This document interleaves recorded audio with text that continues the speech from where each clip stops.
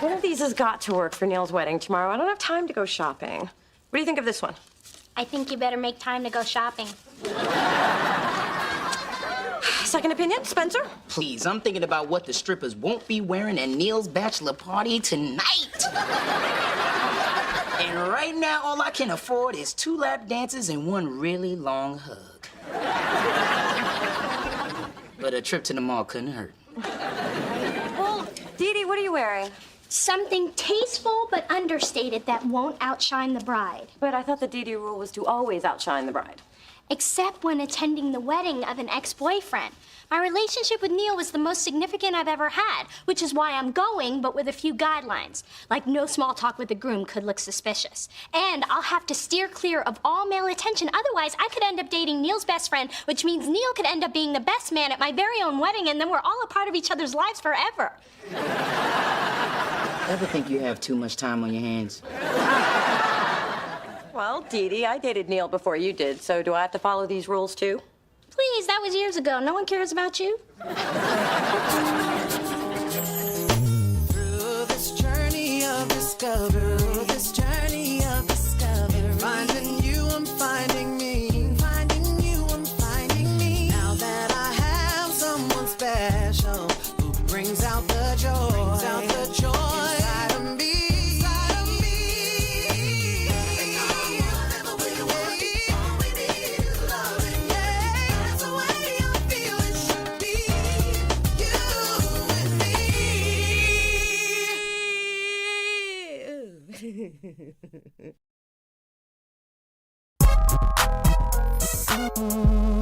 Okay, Ma, here are my earrings, but I really, really like these, so can you try not to lose them, suck them up in your vacuum, or let your cat swallow them?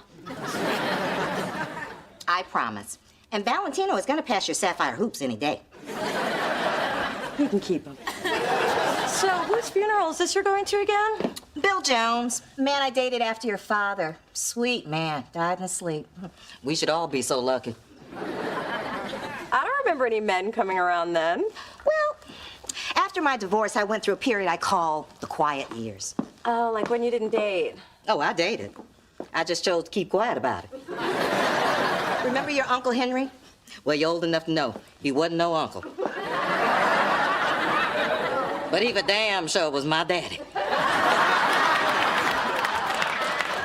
Wow, you and Uncle Henry? Yeah, and then there was your fake Uncle Terry and your Uncle Booker. Ooh, Booker. What that man could do with... Ma? Can we go back to the quiet years?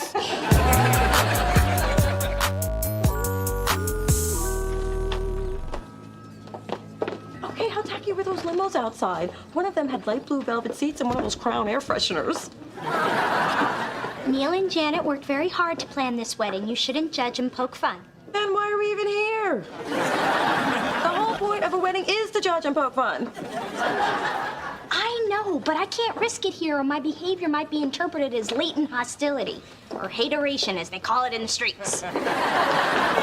Right, ex-boyfriend etiquette. We're not ruining this day for me.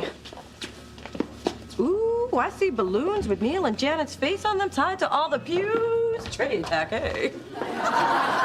Hey, Dee Dee. Hey, Mona. Hey, Neil! Everything is so beautiful. Nice touch with the personalized balloons. Trade Class A. Congratulations, Neil. So happy to be here to share in your special day. I was hoping you'd come. Well, we are still friends. Hey! Hey, Beth. Do y'all have to shout like that? I see you're still feeling the effects of the bachelor party. Why do you say that? Because you missed 3 buttons and you got glitter on your nose? What did you get into last night? He brought his own chocolate sprinkles. Hey! What happens at the bachelor party stays at the bachelor party. Just so you're prepared, that stripper you were showing special attention to is here. She's play cousins with one of my groomsmen. Tangerine's here? She probably won't recognize me anyway. She must see hundreds of ripped abs every week. What's up, Sprinkles? Tangerine! Hey, how you doing, buddy? Actually, it's Susan when I'm off the clock, but I'm glad you recognized me. Most men only remember me from the neck down. Listen, I just want to say thanks for the generous tip you gave me. I'm gonna save you a dance at the reception. Not that kind of dance. You gave a generous tip. Even I've never seen you that drunk. Damn, I gave that girl a $100 bill. Man, that's the last time I let some chick spank me with... It's just the last time, that's all. Love to stay and laugh at you, but it's about that time. See you guys at the reception? There's no open bar, but there's a really cool fruit punch fountain. Are you okay? Yep, that went surprisingly well. I can relax a little. Especially when there's an exciting Kool-Aid fountain awaiting. And what is up with Neil's pimp tux? Did I notice a hint of purple paisley? Yay, you're back. This is gonna be fun. Wait until you see the bride's grandfather in his Count Chocula cape.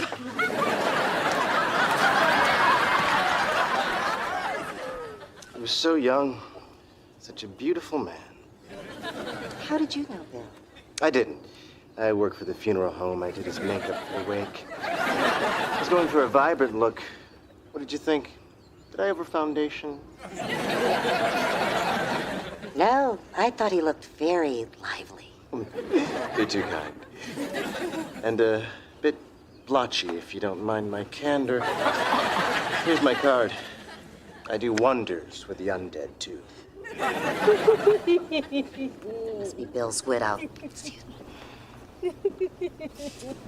I am so sorry for your loss.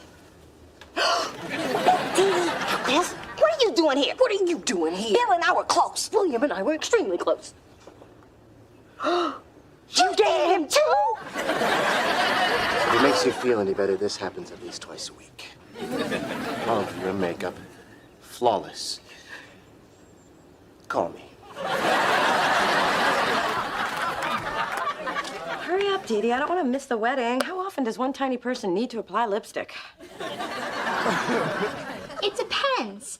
With a proper lining and layering technique, I can usually go about 3 hours. With gloss, sometimes 4. So on average, I usually need to reapply within 3.5 hours, give or take 10 minutes, all weather conditions being equal. Okay, by now they're honeymooning in Jamaica. I'm fine. I just need a minute. And some calamine lotion. Go, go. On second thought, just grab the scotch from my grandmother's purse. That's Janet. I know. Let's introduce ourselves. Yes, yes. Hi.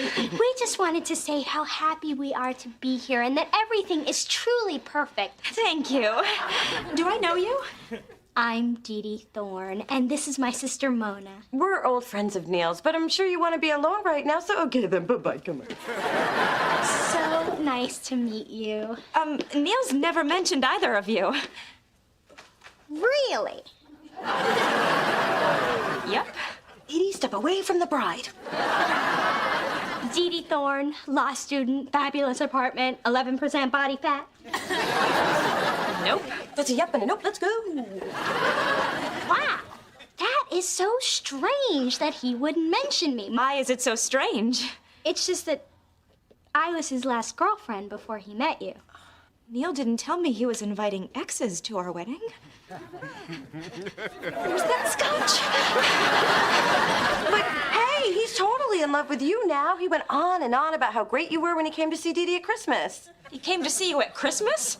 He told me he was working. Well, nice to meet you. Yeah, happy wedding day. Love the dress.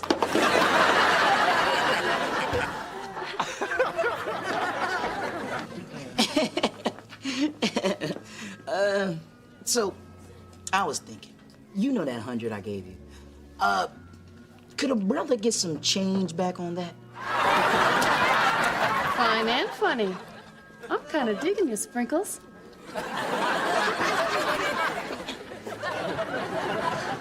Neil loves you, Janet. He told Dee Dee so at Christmas. What the heck was that? Well, I'm the one who tried to get us out of there, but no, you had to open up your glossy little lips. Okay, I'm sure everything is fine. There's no need to panic.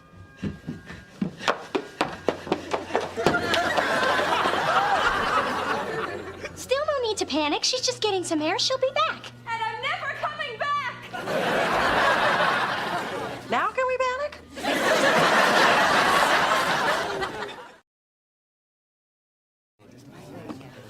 Why would Janet run out on our wedding day? No idea. Not a clue. Because women are tricky. They draw you in with their thongs and pasties, and when they've got you right where they want you, bam! You're left with empty pockets and a face full of whipped cream. This is so humiliating. Why didn't she just tell me she was having second thoughts? No idea. Not a clue. Hey, I just heard there were 2 girls in the bathroom with Janet right before she ran out. Maybe they know something. Why don't we go find them? Good idea. Nice detective work, stripper girl.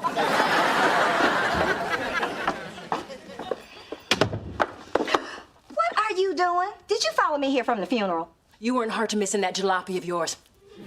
I simply followed the sparks from your sagging muffler. Speaking of sagging, I have one word for you. Underwire. Doesn't it bother you that we have yet another man in common besides Charles? I mean, 1 is a fluke, 2 is a pattern. You dated Bill before you were married. I dated him years later. Small world. Stranger things have happened. So don't you find it highly coincidental, uncanny, and extremely disturbing? I find you disturbing. Don't you need to get something lifted, tucked, or sucked out? I intend to get to the bottom of this odd connection. I mean, what qualities do men see in me that they also see in you? I mean, we're so different. I'm refined and sophisticated, worldly, and you're just... About to give you a beat down if you finish that sentence. See? So different. You need to stop obsessing and go home. I am not obsessing. I'm happy to let it go. Wait! I am not done with you. I have some questions. Do you feel bad we didn't tell Neil about what happened with Janet? Why do you think I'm eating wedding cake without chewing?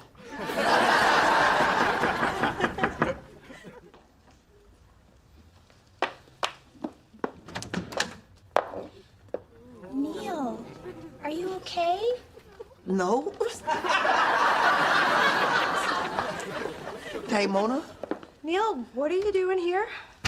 I just wanted to be somewhere where people weren't asking me a million questions about Janet. Have you seen her? Did she say anything? What do you know? Maybe I came to the wrong place.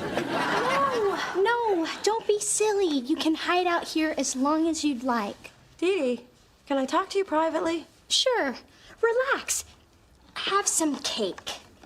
Is this a bad idea? Help yourself to some snacks in the kitchen. Look. Okay.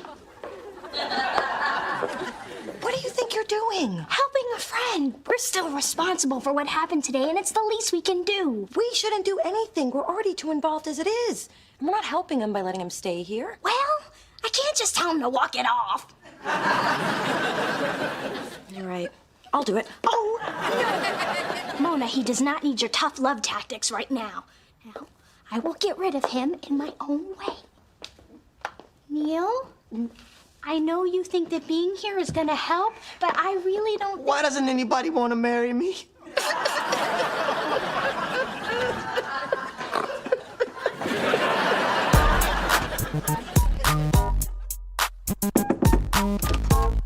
Hello, hello. Big Dee Dee, hey. Dee Dee's not here. Good, because I stopped by to see you. I was in the neighborhood picking up your father's hair pomade. They don't sell it on our side of town. So, what do you want? Can I stepmom just drop by? You know, for friendly. Okay, I need information about your mother. What kind of information? Is there anything on God's green earth that we might possibly have in common? I mean, if you can think of anything, it'll just free my mind and save me from my night terrors. Well, you're both strong-willed, determined, meddling, overprotective, somewhat selfish, maybe insane to a certain degree. But loving mothers nonetheless. Hey, do you know I never realized just how alike you two are?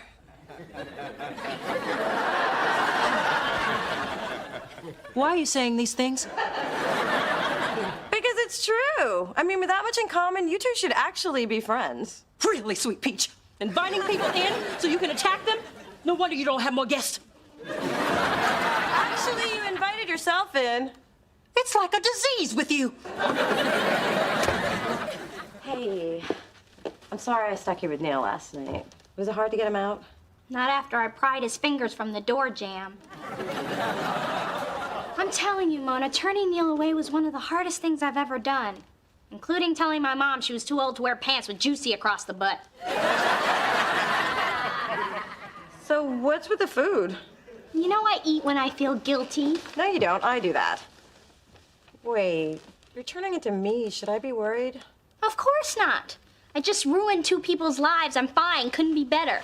I mean, what woman doesn't want to see her ex-boyfriend cry like a little girl?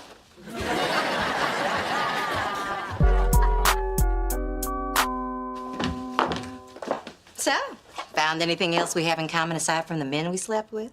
Not a thing. It seems I was mistaken. Toodles. I know one thing we have in common. We're both very close to our daughters, who tell us everything. So you spoken with Mona then? I knew she couldn't keep her mouth shut. She gets it from you. She thinks we should try to be friends. She told me the very same. You know, maybe she's right. I mean, yeah, we could try by saying something nice to each other. Okay. You first. All right. Big Dee Dee, I think you're a very good mother. And I you.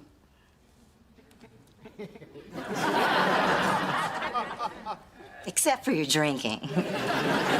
I know you've been both mother and father to Mona, but growing the mustache was a step too far. Well, we gave it a good try. Indeed. Bye. Bye.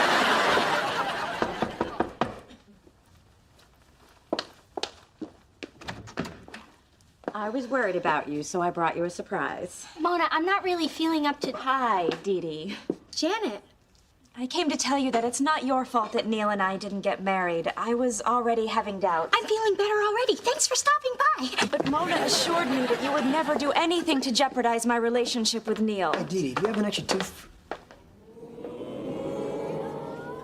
It can wait.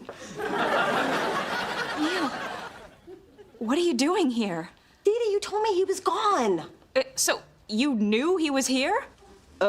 See, what happened was... I didn't have the heart to kick him out. I tried, but he just kept talking and whining and crying, and, well, it's true. Janet, trust me, nothing happened. I was only letting him stay here until he was ready to face the world because I feel responsible for ruining his wedding day. And how exactly did you ruin my wedding, Dee Dee? You see, what had happened was... Why haven't you ever told me about your ex-girlfriend? You see, what had happened was... I just don't like rehashing the past. Oh, for goodness sake, everyone in this room has slept with Neil. The past is the past. No big deal. Moving on. You slept with Neil? I believe I was moving on. What is important is that there's only one woman in this room he wanted to marry. Actually, he wanted to marry me, too. That's why we broke up, actually. I don't even know why I came here. Wait, look. You and Neil love each other. You just need to accept that this man has had a past. And Neil, you need to be honest with Janet about that past. Basically, y'all need to talk and leave us out of it. Can we go somewhere and talk? Sure.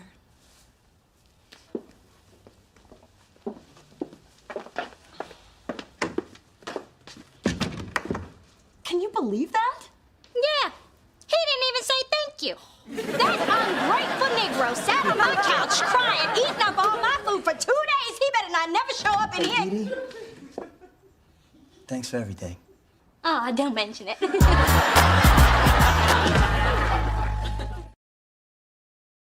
Then my grandma Nettie looked me in the eyes on her deathbed, reached deep down in her bosom and pulled out a special gift. I thought it was gonna be sugarless hard candy, but no. It was a $100 bill. I thought you invited me over here to get to know me better, but all you want is your money back. Well, now that you know, how about you give me the 100, I'll give you a 10, a 5, and 5 ones, and we'll call it even. Unfortunately for you, I'm a math major, so no. Come on, don't you have to follow some kind of stripper code of conduct? Of course I do.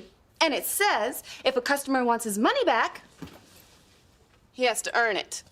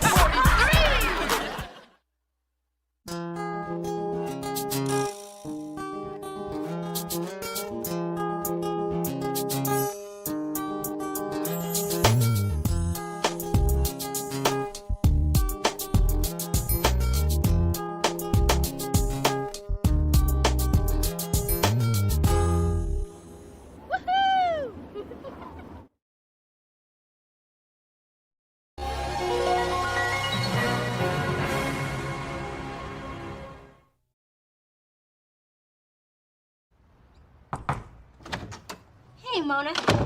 Here's your CD back. And don't forget, Daddy's expecting you at his cocktail party for Senator Scranton on Friday. Oh, I hate those things. You always have to pretend you voted. Well, Daddy's already told the senator that his 2 lovely daughters will be there. So figure out what you're gonna wear so I have sufficient time to change your mind.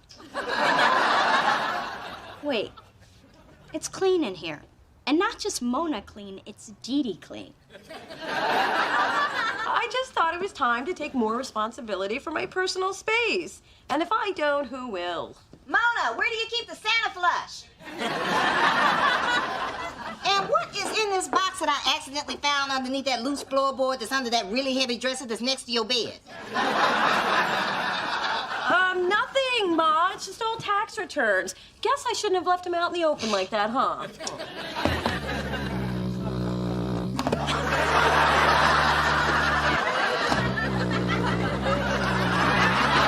Mona, baby, I think it's time you found a man to help you do your taxes. Through this journey of discovery,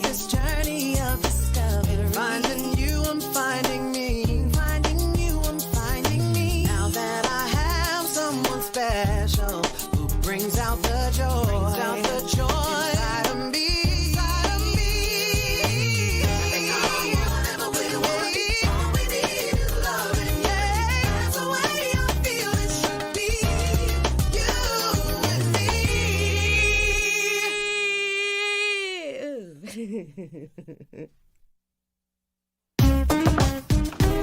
Okay. Gut reaction. Which one of these do you like better? Really? You want my opinion? Well, I guess I'd have to go with the purple. Great. I'm going with the red. I also dropped by to nag you about Daddy's party again. Oh, well, I would come, but I hate to go without a date, and my boyfriend can't make it. When did you get a boyfriend? I don't have one. I'm never gonna have one. Now, leave me alone. You know, Mona, I've been thinking about how tense you are lately, and I wonder if it's because of your tax problem. How I file my taxes is my own business. I'm just saying, if you focus less on your taxes and more on meeting someone, you could be a lot happier. Now do us all a favor and get out of this apartment. I was just about to tell you the same thing. Bye. Bye. How can such a little person be such a big pain in my Hi. I'm sorry. I thought you were someone else. I am to anyone who hasn't met me.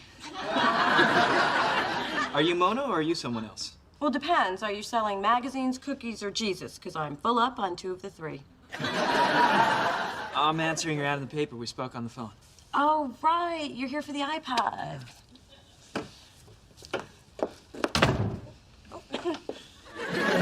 I'm surprised you're selling. You're so cheap. Oh, I got the upgrade. More memory. But I promise you, this one's in perfect working condition. I trust you. Got an honest face. Here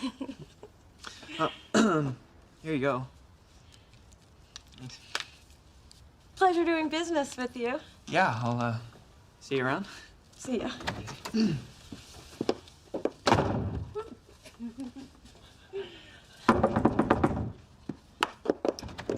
Should I be asking you out? Oh, yes, definitely. You should be. Wow, I haven't been here in a long time. Good call, Jamal. Hey, you just rhymed. I'm a poet and I don't even know it. You did it again. You're really talented. So, what do you do? Where are you from? And what they put in the water that made you so you? I'm a model. Print work mostly, and I think just fluoride. I'm surprised I haven't seen your face before. But you've definitely seen my butt. Yeah, sorry you caught me staring. I mean, I'm an underwear model. Can you believe someone pays me to take off my pants? Yes, I can. So, what do you do for fun? What would be your perfect day off? Well, that's a tough one. Guess I'd have to say Thursday. Mona, didn't know you'd be here. What's up? Spencer Williams. Jamal. Just Jamal. Like Cher, except Jamal. Jamal bought the iPod I was selling. Yep. I went there for an iPod, but I left with a beautiful woman. And an iPod and a ticket for double parking, which makes no sense because I only have one car. Oh, thanks for stopping by, Spencer. See ya. Oh, I'm not going anywhere. This is good. So, Jamal, just Jamal, what's your story? All my children's my favorite. Wow. Well, I guess that tells me everything I need to know. Yes, it does. Go away. Nice to meet you, man. And Mona, I'm about to leave you a long message on your machine. Right. I know we haven't even had dinner yet. But when can we get together again? I'll let you know. Ma'am? Jamal, you don't have to buy me a rose. I'm not. I'll take all those, please.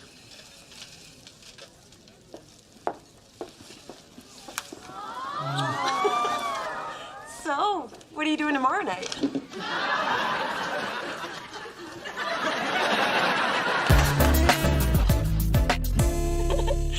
And I think the best thing about breakfast in bed this morning was the dessert. No, Jamal, I know we didn't really have dessert.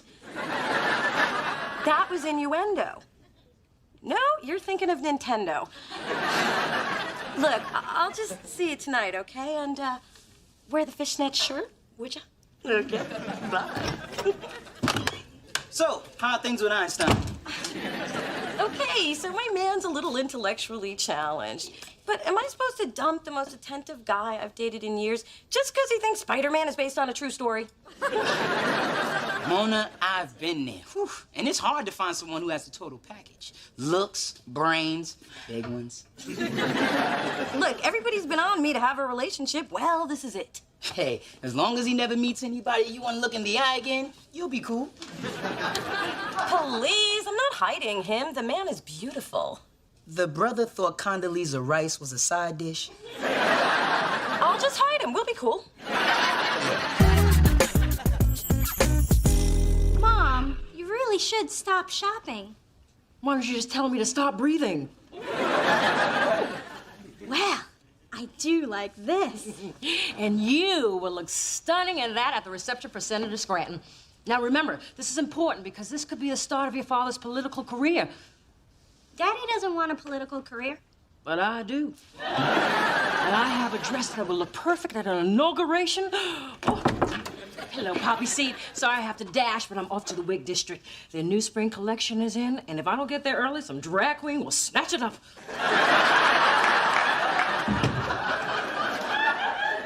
Dee, can I borrow some Color Stay lip gloss? Of course you can. Wait, what's his name?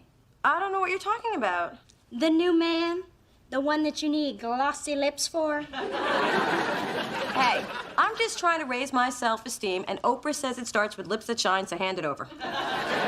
Not until you tell me who he is, because I know there's a man. Fine, let my dull lips be on your conscience. And there's no man. There's a man. How about that? I win again. good at this. I've never played strip-tac-toe before. Isn't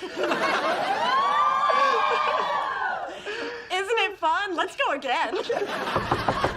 Oh, Jamal, let's play something else. How about hide and wait? You go hide in my room and wait. Okay. Just don't keep me waiting too long. Okay. Okay. Oh, I was feeling guilty about not giving you the gloss, so I... Since when did you start wearing a size 12 Timberland boot? That's not a boot. It's a planter. I just got it. It's called Chia Boot. Thanks for the gloss. Mona! It's getting cold back there. Hello. I am impressed. Hello, I am Jamal. And funny, too. Mona, where have you been hiding him? In the bedroom, mostly. Jamal, this is my nosy little sister, Dee Dee. She was just leaving. I knew there was a man. I just didn't know what a man. Now you have no excuse not to come to Daddy's party tomorrow night. You're inviting us to a party? Oh, cool. Me and Mona don't get out much. Well, I'll see you tomorrow night, 7 o'clock, black tie. Why have you been keeping him under wraps? Oh, you can go diagonally, too. That's why. You really don't have to do this. Oh, I think I do. Girl, you got liquid broccoli in here. Ma, I need to talk to you about this guy I'm seeing. You're seeing somebody? He's charming, he's sweet, he's attentive. But there's one problem. Short? Gay? Incarcerated? Because we can work with everything but short. It's just that he's not exactly perfect. Oh, honey, there's always going to be something wrong. The important thing is to focus on what's right. And it sounds like there's a lot right about this guy. Well, it's not like I don't enjoy being with him. You just enjoy being miserable more. Why are you such a relationship assassin? Mona Thorne, I have 3 words for you. Lonely, barren, lonely. Ma, are you telling me to settle? No, I'm just saying, stop being so damn picky. If I'd been that picky, you never would have been born. Maybe you're right. Of course I'm right. Give the boy a chance. Hell, you gave this cottage cheese 6 months. Senator, I just want to say what an honor it is to have you here in my home. No, thank you. Especially so I can gloat about how badly I beat you in golf last week. So you cheat and brag, huh? Well, what, are you trying to take my job? Very good. This is a lovely evening we've put together. Thank you. And may it be the first of many lovely evenings we share, including the governor's ball next month. Gaston, Mrs. Scranton needs more liquor, quickly. Would you like red or white? Just pour. I know you're nervous, but trust me. If you say less than 5 words the whole evening, no one's gonna question that. Wow. I haven't seen this many black ties since I auditioned for Chippendales. You want to see my routine? Yes. Okay. Later. All right, I'll just need a hard hat and thermos. You know, I think the absolute best way to get through this evening is to keep moving and say nothing. That's how I got through high school. Hey, Mona, Jamal, you two look nice together. It's good to see you, Dee Dee. You look almost as beautiful as Mona. Remember that thing I said about not speaking? Well, feel free to say more things like that. Come on, let's get it. Girls, Senator Scranton, I would like you to meet my daughters. This is Mona and Dee Dee. This is Senator Scranton and his lovely wife, Mimsy. And this must be Dee Dee's date. Actually, Jamal is with Mona. Well, I don't think I've met one of Mona's boyfriends since... Actually, you're the first. Hopefully we'll get a chance to sit down and talk. Oh, that ain't happening. I mean, Dad, tonight is for Senator Scranton. So, Senator, what do you do? Jamal, that is a really good question. I get asked that a lot. You do? Yeah. But what's more important, what do you young people think I should be doing? Now, tell me. Senator, did I tell you that I voted for you? Thank you. Now, Jamal. Both times. I have a sticker and a pin and everything. Mona, the senator's looking for an answer from Jamal. I know. Your generation seems to have really connected with Al Gore. what do you think about him not running? Well, I think that running is tiring. After a while, I could understand why anybody would want to stop. Intelligent and perceptive. Now, Jamal. Amazing. Mona, your man is making quite an impression. That's because nobody's really listening. What are you talking about? I am not exactly proud to admit this, but I'm doing a dumb boy. Huh? Jamal. He's sweet, but the man is simple, like paste. Really? He seemed smart to me. Now, just pay attention to what he's saying. Need I remind you of Martin Luther King? Isn't that a 3-day weekend? Exactly. That's what he's been reduced to, a holiday. I see what you're saying, Senator. He's become a moniker. Once again, Jamal, you have cut right to the heart of what is wrong with this country. It's unreal. They're taking these moronic things he's saying and convincing themselves they're profound. But we need to focus on what's right with America. I mean, we do have choices. Yeah, like sometimes you want to wear boxers, other times you want to wear briefs, and sometimes you just want to go commando. Oh, geez, that's it. I should have never let him out of the bedroom. Right again, Jamal. Freedom is what makes this country great. What a clever way to illustrate your point. Bravo. Oh my God, he is an idiot and the village loves him. Exactly. And that's why I Will Always Love You should be the national anthem. Like, it's either that or... Shh. Enough about America. I finally have you all to myself. Mona, I can't do this anymore. You're right. Who needs foreplay? Come on. I'm trying to tell you that there's something not right in our relationship. We are intellectually mismatched, but no relationship is perfect, and I'm willing to overlook it. Well, I'm not. I'm sorry, Mona, but it's over. What? I need to be with someone who can stimulate my mind. Oh, now you use big words? I'm sorry, stimulate means... I know what it means. It's just that you and I have never had the kind of conversations that I was having tonight. Even you weren't having the conversations you were having tonight. I know this is confusing for you, so I'm gonna keep it simple. What choice do you have? I like you. But tonight I realized that I need to be with somebody more smarter.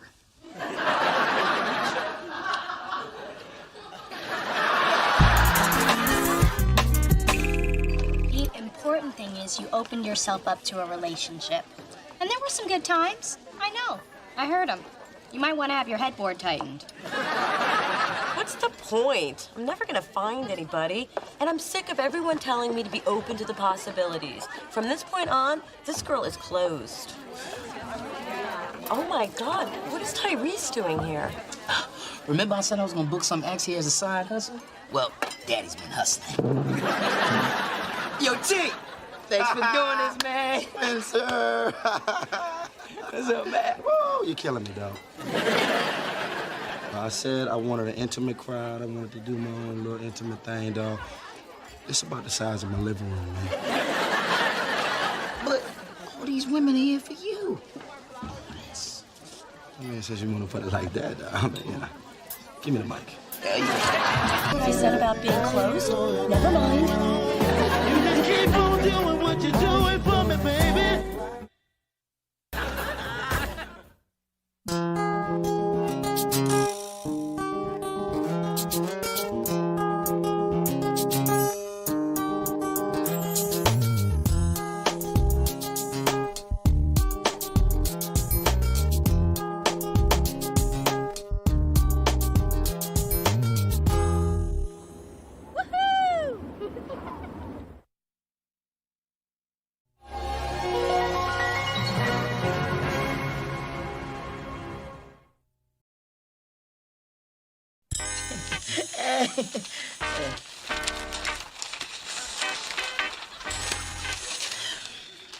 So, Mona, your birthday's coming up. What you want to do this year? Anything but what we did last year. I like what we did last year. That's because you didn't have to carry you home last year.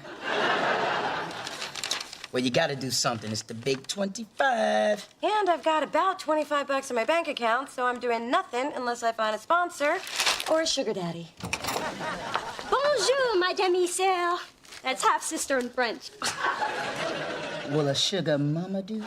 Bonjour, Didi. Through this journey of discovery, finding you, I'm finding me, finding you, I'm finding me. Now that I have someone special who brings out the joy, inside of me. Whatever way you want it, all we need is love. Yeah, that's the way I feel it should be. You and me.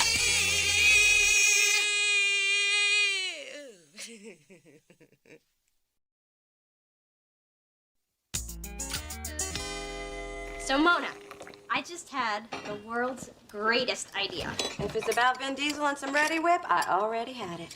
I already had him, but I'll tell you about that later. I want to talk about your birthday. Ah, we was just dialoguing about that. Weren't we, Mona? I'm sorry, I went deaf after she said she had Vin. Listen. You and I, sister dear, are going to have a joint birthday party. Join as in together, or as in the stuff San Francisco's now growing? Together. Just like when we were kids. Oh, yeah, I remember those parties. Those parties sucked. No, they didn't. You're just remembering them through the prism of, well, you. Oh, yeah? Remember the Spectacular of '86? Dad got us those bikes. You remember, the ones with the banana seats? Ha-ha! They were identical, except for one thing. Yours had tassels. Pink, sparkly tassels. Happy birthday, girls. Thank you, Daddy. Mine's pretty. But you didn't have them for long. And I'll never forget that cake. Why isn't Mona's name first?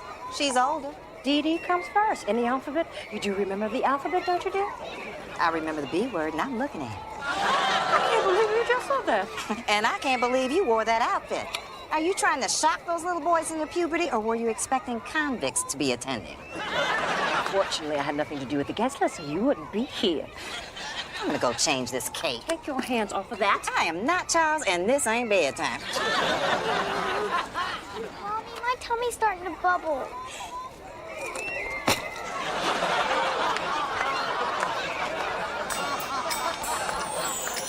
And that was the good party. You know, Mona, having a party now could be a way to put those memories behind you, so we don't have to listen to them anymore. We can fill a watermelon with vodka. I do like fruit and liquor. And don't forget all the gifts you'll get from your friends and mine. Ooh, I think I could give a joint party one more chance. I can't believe you're having a party with that girl. Remember the Dee Dee Mona birthday craptaculars? Ah, that was then, this is now. And now there's gonna be a big watermelon filled with vodka. Bet that was her idea. Don't let that sweet act fool you. Those Dee Dees aren't like you and me. Haven't you noticed that everything they touch turns to, damn it, Phyllis and Mona just got screwed again?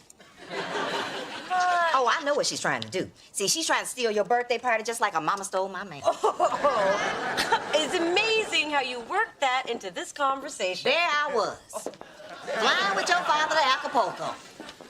That bitch comes rolling down the aisle, pushing a little cart. She gives him a wink and extra bag of peanuts. You want a soda? He goes off to the bathroom. And, well, let's just say the friendly sky's never been so damn friendly. Good night, Ma. She lucky that seatbelt sign came on, or I'd have shown her some turbulence. Well, since Mona and I were born 3 years, 3 days, and 3 hours apart, I thought our theme would be 3. As long as I don't go home alone, I don't care what the theme is. In keeping with that, I took the liberty of putting together 3 lists. Things for Dee Dee to do, things for Mona to do, and things for Spencer to keep out of the way of. First, let's talk cake. I was thinking something light, 3 layers, maybe a fruit filling. I'm feeling apricot. I'm not feeling that. I like chocolate. Good to know. Apricot it is. Now, for decorations, I've chosen the lavender family. The color scheme will include hues from periwinkle to violet. Lavender's cool, but nothing says party like a disco ball. Disco ball. Well, if I can find an old gay man having a garage sale, we'll talk about it. Wait, what happened to my vodka melon? Nixed it. Didn't work with the theme. Now, for music. We'll start the evening with some light jazz. Something classy, sophisticated. And boring. I say we have a reggae band. Sorry, can't change it now. Invitations are being printed as we speak. Wait, you already did the invitations? Of course. Mona, if there is one thing that I do well, actually, there's a lot of things I do well, but one of them is throw a party. Oh, and you're saying I don't? That's not what I said. Well, it's what you meant, because you're trying to control this. I am not. I just want this party to be perfect. So let me do it my way, okay? Let's not lose focus, ladies. This is all about a party with Dee Dee's fine friends. My mother was right. You're trying to steal my birthday just like your mother stole my mother's man. What? Oh, you know what I'm talking about. No, I don't. Oh, well, then maybe it's time you had your little Dee Dee eyes open, huh? I'm a big girl. Bring it. Back to the party. Hands up if you like streamers. Okay. There my mother was, flying with Daddy to Acapulco, and your mother comes rolling down the aisle, pushing her little cart. She gives him a wink, an extra bag of peanuts. He goes off to the bathroom, and, well, let's just say the friendly skies have never been so damn friendly. Oh, what? What, that's funny to you? Yes. My mother, a flight attendant. Whew. I promise you the words, "Who gets the kosher meal?" have never crossed my mother's lips. Not only has she never been a flight attendant, she's never worked a day in her life. She may have worked it, but that's about all. What are you talking about? Mona, your parents were separated for over a year when my mother met Daddy. Daddy was at a real estate seminar, my mother was at a wedding. They met in the hotel jacuzzi and got thrown out for making their own waves. I'm sorry, Dee Dee. I'm not buying it. Think about it, Mona. What would Daddy be doing with peanuts? The man's allergic. Peanut. Throat closing. Well, Dee Dee, if that's all the proof you've got, then you're not going to make a very good lawyer, are you? And you know what? You can count me out of the party.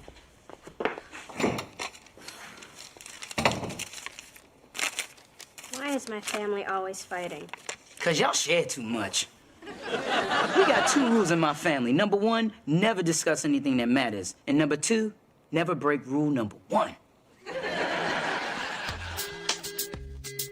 Oh, I'm sorry. I don't validate parking. I just validate feelings. Okay. Oh, honey, what a nice surprise. Come on in. Look, I know it's late, but I need to get your take on something. Okay. So forget I'm your daughter and treat me like one of your patients. Okay. Go. No, wait. Go. See, I've got this friend, and I think that she's been lying to me. And it's not just any lie. It's the kind of lie that's got me so turned around, I don't know what to think anymore. Doesn't sound like a very good friend. It doesn't, does it? So, what should I do? Oh, I say confront the problem head on. Get right in her face. Okay, well, according to Dee Dee, her mother never stole Daddy away from you on a plane. She was never a stewardess, and you and Daddy were practically divorced by the time they met. This isn't really about a friend, is it? No. And what I'm discovering here is everything I've based my entire life on. My relationship with my father, my relationships with other men, how I feel about Dee Dee and her mother. It's all been a lie. What do you have to say for yourself? I don't think we're going to be able to handle all this in one session. And it's true.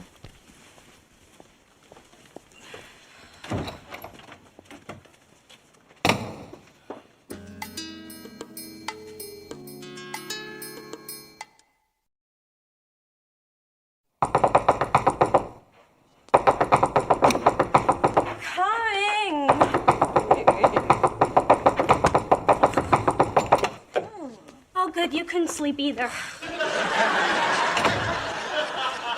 Actually, I came out of a deep coma to answer the door. Of course! You probably cried yourself to sleep hours ago. That's why your eyes are all swollen and puffy. My eyes are swollen and puffy? I can't believe I ruined your birthday. Tomorrow, I'll buy you a big gift to make you feel better. Dee Dee, you already gave me a gift. You gave me the truth. I don't know how I'm gonna get over this. But thanks for waking me up so I could ponder it some more. Well, when things like this happen to me, I just look negativity in the eyes, kick them in the man parts, and leave them writhing on the sidewalk. You see what I'm saying?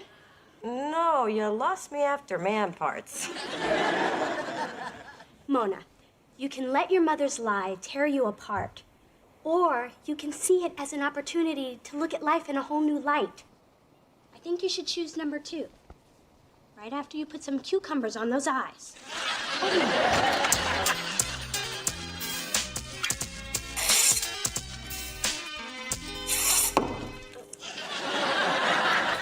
Happy birthday?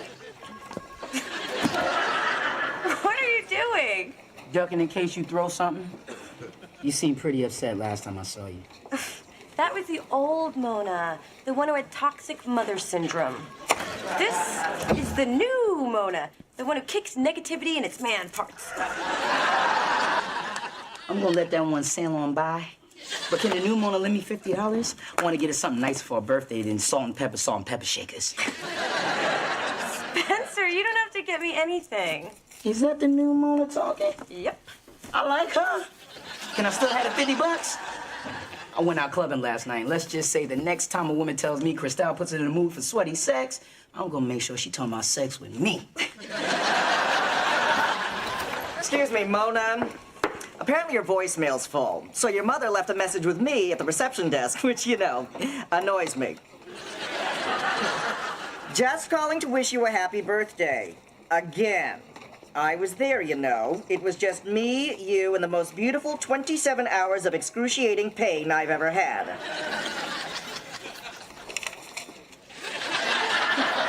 So even if you won't return my phone calls, you're always here with me, in my heart, on my hips, in my stretch marks.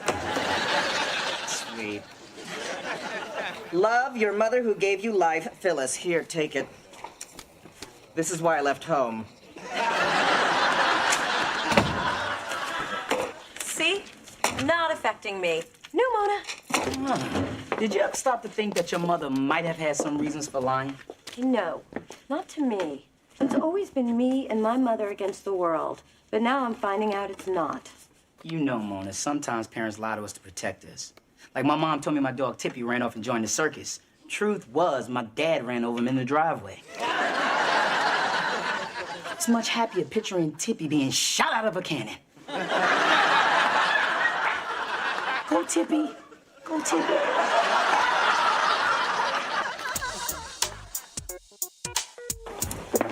You sure you want to put that there? I didn't think so. Try the Ramaki. I don't really... Try it. Yummy.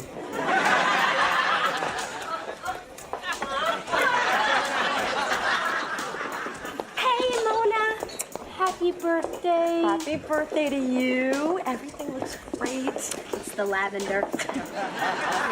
This is way better than last year's party. She got a toilet and a bidet. I used them both. And she's nice. Real nice. I'm gonna go offer her a record deal. Hey, there's my beautiful birthday girl. I can't remember why we stopped having your parties together. Tassels, vomit, emergency room. Anybody else need a drink? I could use some tequila. Happy birthday, sweet stuff. We'll be serving the cake soon. Oh, I reduced the number of candles on your side. If you start now, it's more believable later. I like the way you think. Me too. Bill, so glad you can make it. Please, don't take out your baggies for leftovers until everyone's eaten, yeah? Happy birthday, baby. Honey, It was never my intention to hurt you. Not listening, trying to have fun. Woo! Hey, Mona, join us. Hey, I thought we'd turn this party up a notch. Start with the electric slide. Help me. Oh, come on. Get down with your bad daddy. Charles, please take this one opportunity not to make a fool of yourself. I wish you would have said that at the altar. Ladies, fellas, gotta keep the festivities flowing. Cake time. I am trying to talk to my daughter, and that's a lot more important than your damn cake. Excuse me, we're on a schedule. Oh, my. I guess it's just not my birthday until there's cake in my crotch.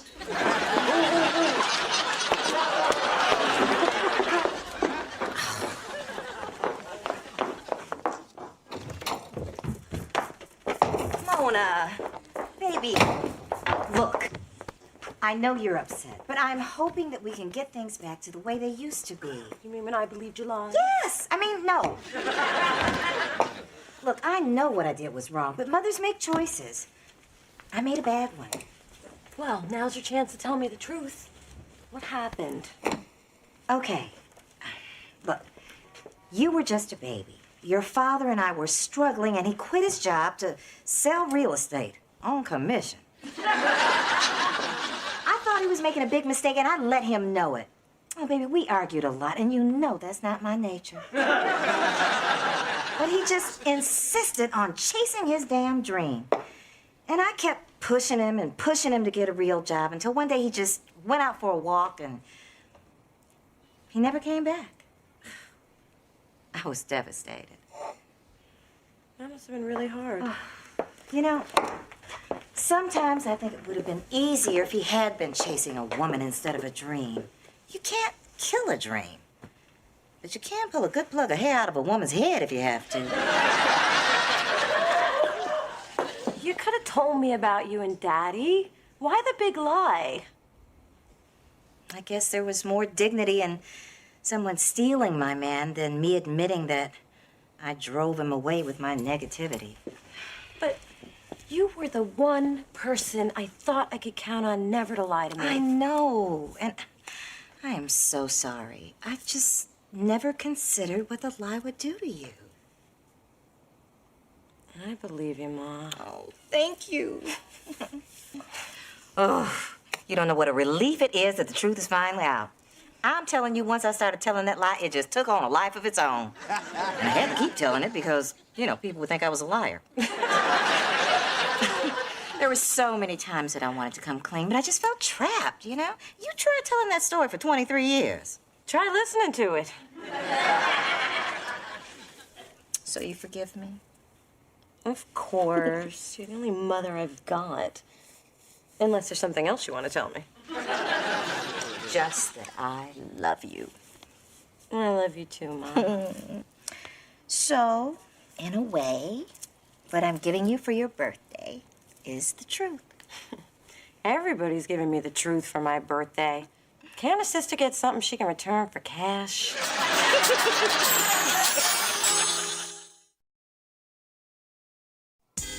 Well, that's one more birthday down. Still wish we'd had the vodka melon. Yes, I kind of did take over. I tend to do that when I know what's best.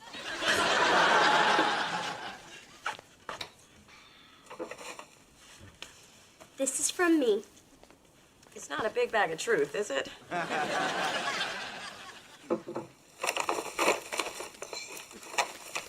Oh! It kind of symbolizes where we've been and where we are as sisters.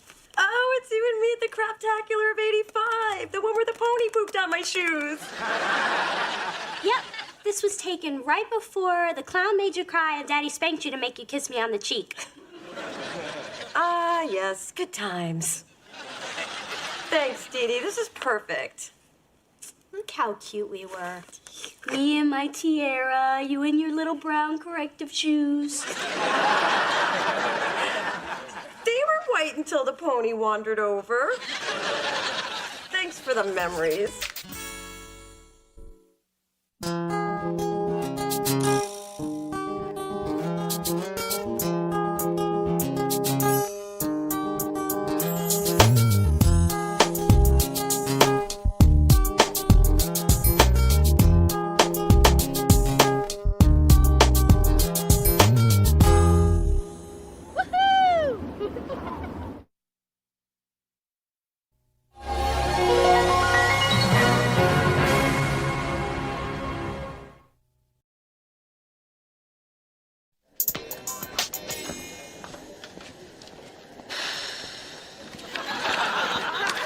know I'm gonna regret this, but what do you have? The lady will have the seared ahi tuna salad, but instead of seared, she'd like it grilled. Thanks. And instead of the ahi, she'd prefer the mahi-mahi. Thanks. And substitute the vinaigrette with an extra light Dijonnaise. And can you drizzle that? Thanks. He'll have the same. Thanks.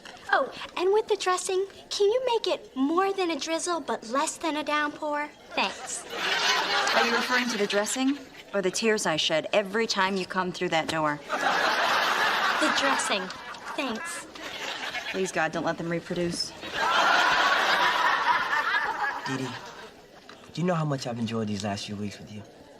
Funny you should mention that. Happy 2-week anniversary.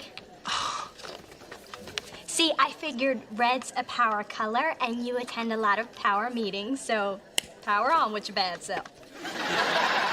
Dee Dee, I love it. I just wish I'd remembered. Please, don't give it a second thought. Just make up for it on our 3-week anniversary.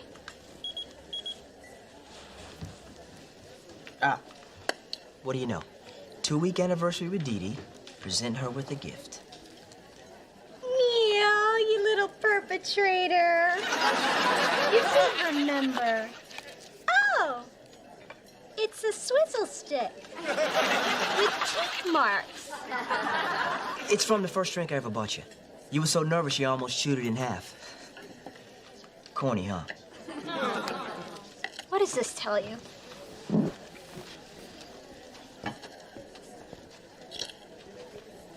I'm sorry, I couldn't hear you. Could you repeat that?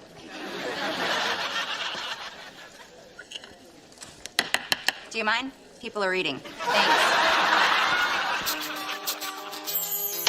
Through this journey of discovery, finding you, I'm finding me. Finding you, I'm finding me. Now that I have someone special who brings out the joy, inside of me.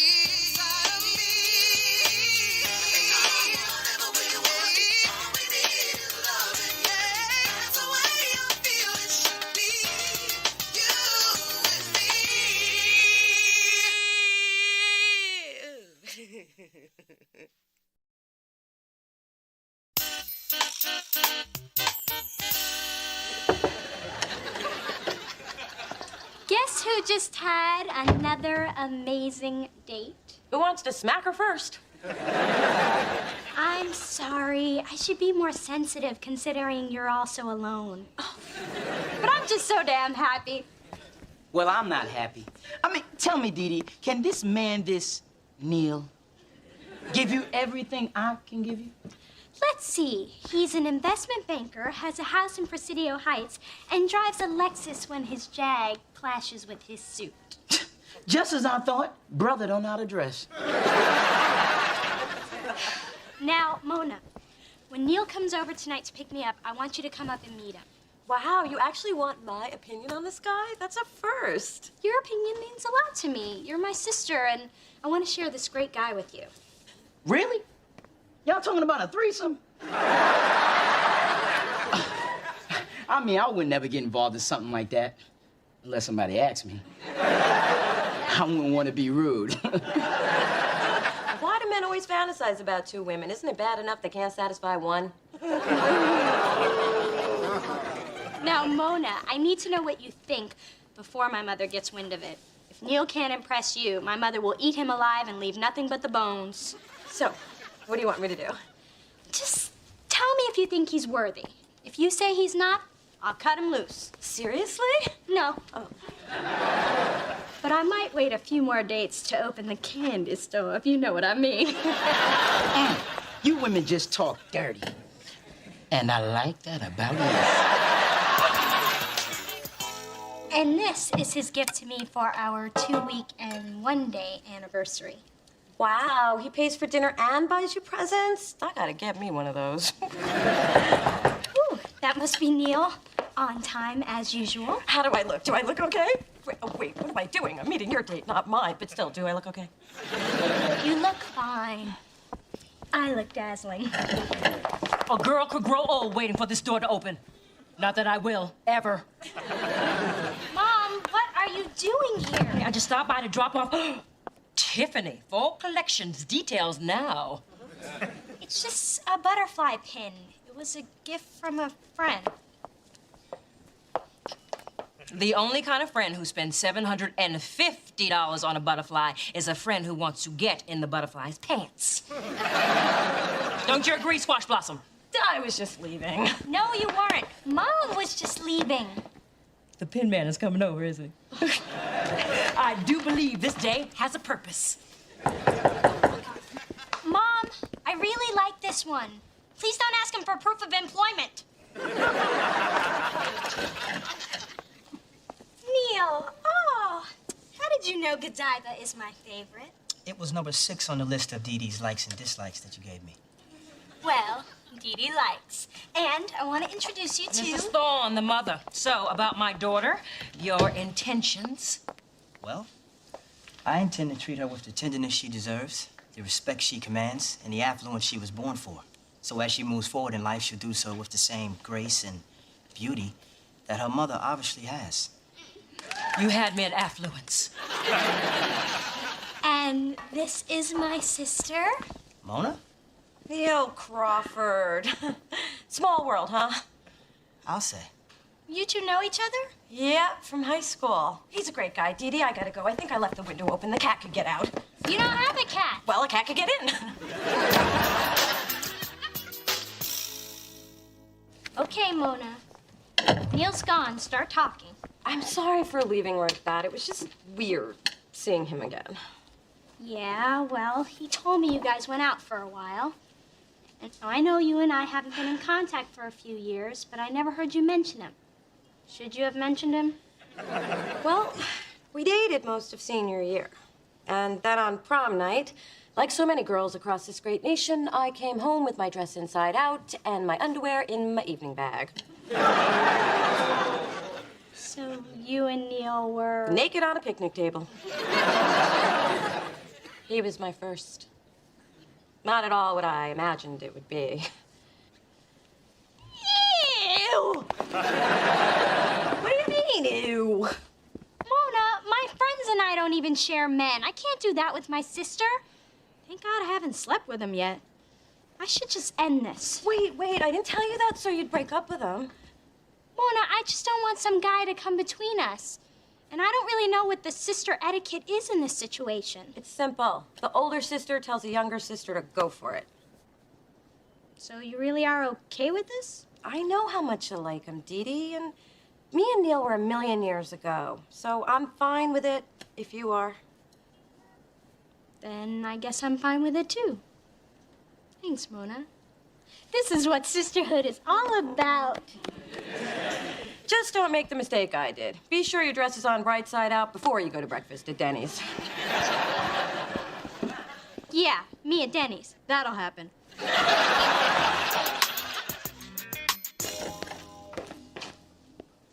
Hey, Mona. Hey, Neil. So, another date? Ah, with an angel. By the way, Dee Dee tells me you're in the music business. I always knew you'd achieve your dream. That is so sweet. Oh, hey. I just dropped off some mail of yours that got mixed in with mine. It's a bill, otherwise I'd keep it. Oh, thanks. Neil and I took a jog around the Presidio. It's getting hot out there. In here, too. Oh, allow me. Thanks. Still wearing that cologne, huh? Ah, just call me Mr. Obsession. I will. I think you're still sweet on this guy. No, I'm not. I just have a slight attraction to Neil's smile. His personality. The way his eyes twinkle every time he asks. Have you seen Dee Dee? God, I'm pathetic. What is wrong with my life? I feel like I'm back in high school and Dee Dee's a cheerleader who's stealing my guy. I feel you, sister. Those bitches stole the quarterback from me. Adam, have you been eavesdropping? There's so little in my life that makes me smile. Don't take this away, too. I think your ears should be tuned to where there's phone lines. Now get out there and answer them. They'll call back. They always do. I supposed to do, Spence? It's not like I want to start seeing Neil again.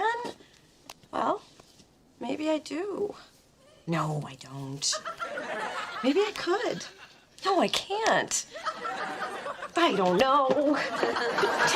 Dee Dee dating him just feels wrong. Then you've got to be honest with her. She's your sister. She'll understand. You think so? I don't know. I don't have a sister. But it sounds like the right piece of advice. Thanks, Spencer. Even though you basically offered nothing, I will extract something useful from it. Yeah. Aw. Aw. If you're giving out hugs, I could use one. Not now, Adam. I wasn't talking to you. Hey, Dee Dee. What's up? I just want to return your blouse. Oh, and one more thing. Remember that conversation we had about it being okay for you to see Neil? Well, I take it all back. I don't want you to see him again. Ever.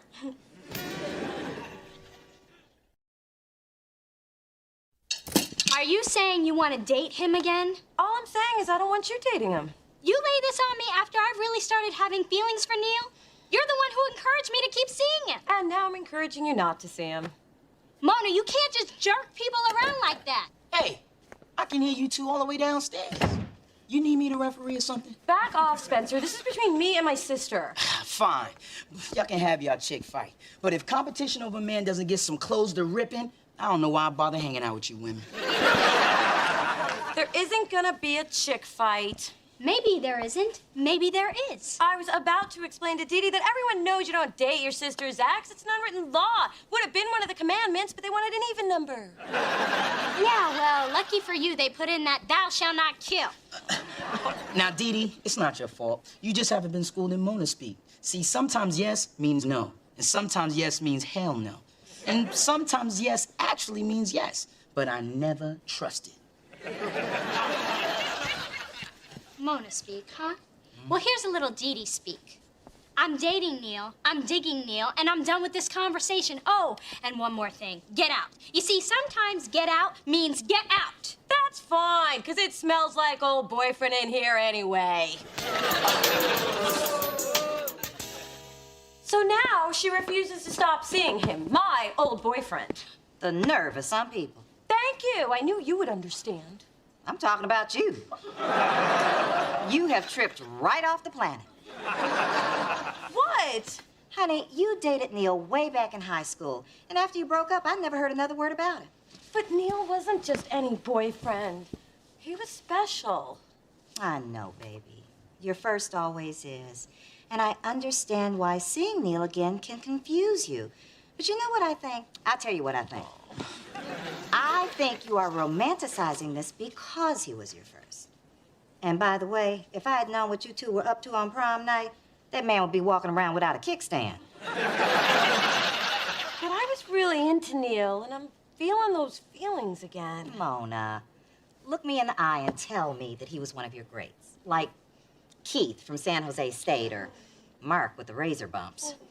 Armando from the gardening service. You knew about Armando? Please, your hair always smelled like Miracle Grow. Mona, don't let some guy from your past screw up your life. Be strong, move on. I moved on from your father. No, you haven't. It just seems that way because I'm obsessed with hating him. Bottom line is, you need to give up this ghost. Neil isn't a ghost. He's very real, and so are my feelings. Besides, you're my mother, and you're supposed to be on my side. Now tell me that I'm right and that I'm pretty like a good mother should. Okay. And now, she wants me to stop seeing him because she's not comfortable with it anymore. Mona speak. I think Mother needs to tell you a little story. Have any Frangelico? No. I suppose I can do this straight.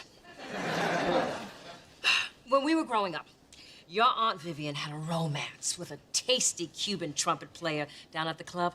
She took me to see him one night, you know, to show him off. Well, needless to say, he took one look at me, and it was vaya con Dios, Vivian.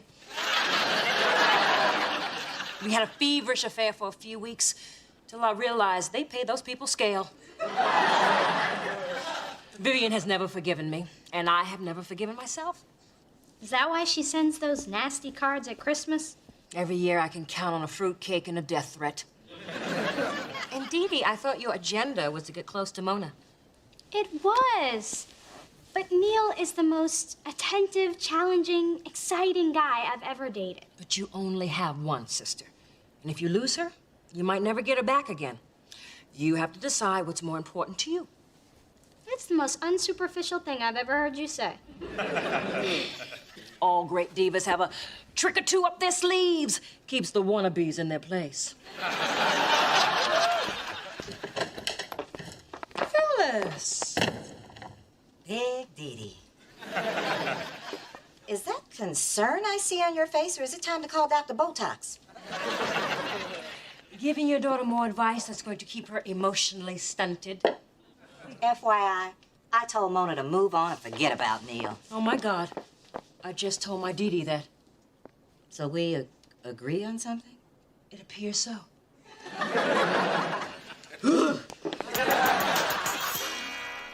Trust me, Phil, the merger at this juncture would only weaken both firms. Great, we'll settle it at the Niners game Sunday. All right. Opening a satellite office on the stairwell? Just waiting for Dee Dee to get home. You know, since you've been seeing Dee Dee, we really haven't had a chance to talk about old times. God, we had so much fun in high school, didn't we? Yeah, we did. You remember those cheesy fake IDs we had? I think I look damn good for a 41-year-old Asian guy. Oh, remember the senior ski trip to Tahoe? They should never give a black man ski poles. Oh, what about the night we snuck into the school and we put the bra and panties on the statue of President Taft? That wasn't me. It wasn't? No, I had to write that essay on teenage responsibility. Oh, yeah, the principal read it to me right before I got suspended. But still, we really had something. I mean, we went out for like 6-7 months. That's decades in high school time. Mona, that was a really great time in our lives. It was. What we had together was special. Too bad we have to grow up and go on. Yeah. It's too bad.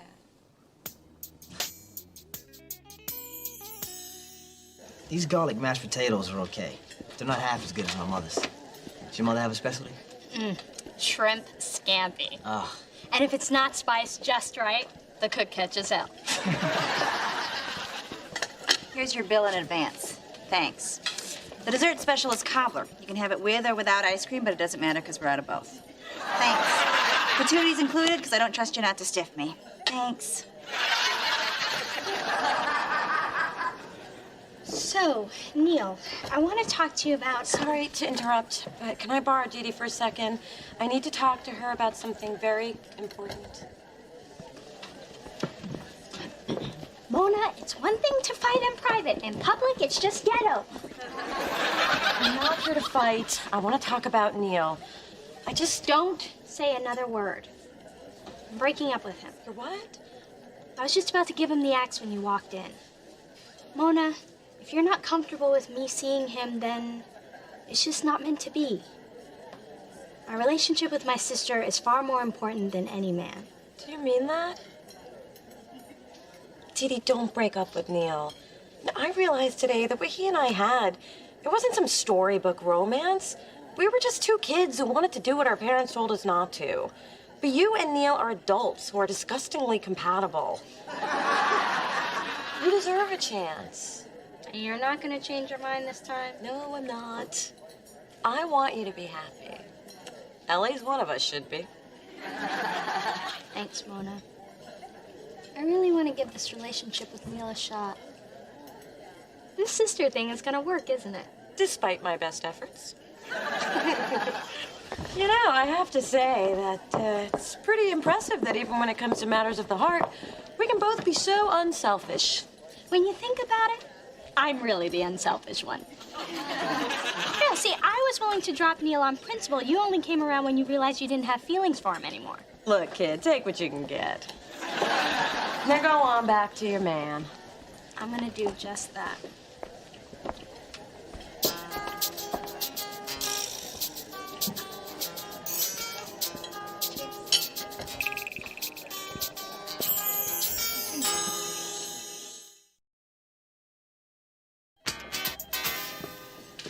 Something terrible's happened. My dog Misty got hit by a car, and we don't know if he's gonna make it. I feel so alone now. I could really use a hug. I'm not touching you, man. Back up. Fine. I don't have a damn dog anyway. Put a lock on the door. Put a lock on the door. Every time I come to work. So irresistible. No, I'm just tired.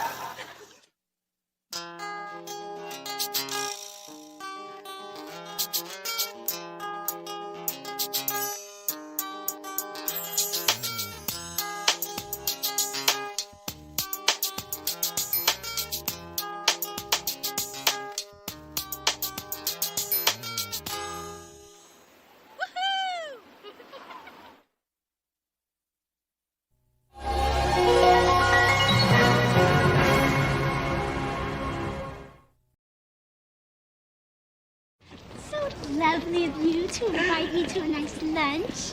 Okay, this is the spot. My treat. Hot dogs?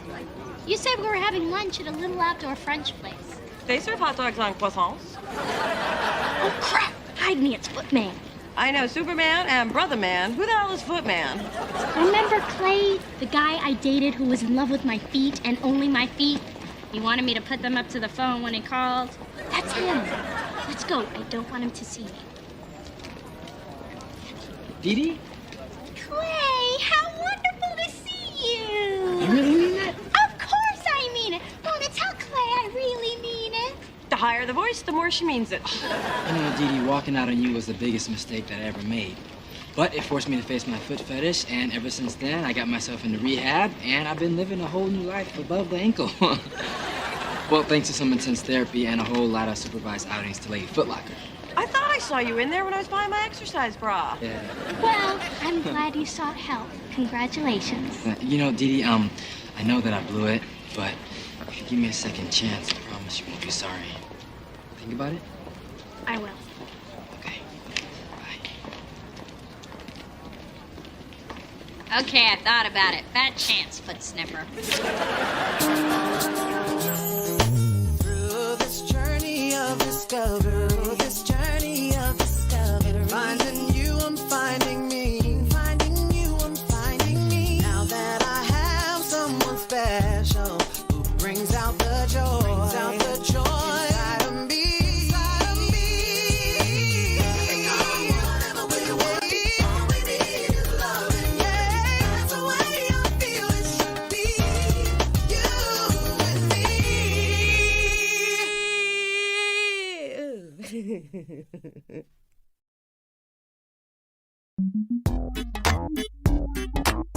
I got your message marked urgent. Actually, Adam wrote urgent. But I figured it out because, you know, I'm on it like that. So what's up? Someone neglected to get the rights for the music we sampled on Lube Job's new CD, Get the Squeak Out. You're kidding. Fire that dummy. That dummy is you. That's the name. Omar Wright. Ring a bell. Isn't he one of the brothers that discovered the airplane? That's Orville. I thought he was the popcorn guy. Hey, you can have IQ or GQ. Omar Wright, a.k.a. the daddy of funk, huge star from the 70s. You were supposed to get him to sign over usage of funk. Don't come around here no more. I'm sorry I dropped the ball. Spence, we've got a warehouse full of CDs ready to ship. Okay, I'm on it. But not like I was on it before, because that was off it. Get in. All right, I'm gone. Hello. Just thought I'd stop by with mother's little darling. Mom, I'm so glad you brought Drew. Actually, he's at the park with his nanny. Say hello to Coco. People are going to think you gave birth to a werewolf. Why is Coco in Drew's carrier? She won't get out of it, which is completely normal, according to her therapist. She's jealous of the new B-A-B-Y. That's why I decided we needed some alone time. Ooh, gorgeous flowers. They're from Clay. Remember him? Ah, Footman. I was so sorry to see him go in his big, shiny Mercedes with his primo opera tickets. I thought body was damn near perfect till he cheated on me with my big toe. Dee Dee, the man went to rehab and he practically begged for a second chance. Mona, as a matter of policy, I don't do second. I don't eat seconds, I don't come in second. I think we all know how I feel about secondhand clothes. I say you learn from your mistakes and you move on. That's right, because there's so many other handsome, sweet, successful men knocking down your door. Oh, wait, that was last year. This is the year you named your shower massage. Don't drag Frederico into this. Must you girls be so crass? Dee, you shouldn't just write people off. They can change. The place, the mighty Mississippi. I was performing Showboat on a showboat. But after hours, I developed a penchant for gambling. The dice, the slots, the one-eyed jack. Over the years, it got so bad, I'd bet on anything, including your first grade spelling bee. That's when your father intervened. I got help, and he gave me another chance, even though the odds were against it. Anyway, Clay is a wonderful guy who's crazy about you. Are you gonna let some silly policy of yours get in the way of what could be a great relationship? Doesn't make much sense, does it? Okay, I'm gonna give Clay a call. You will? Yeah, you make good points. And now I know why you were counting all that cash after the spelling bee. You got your cut.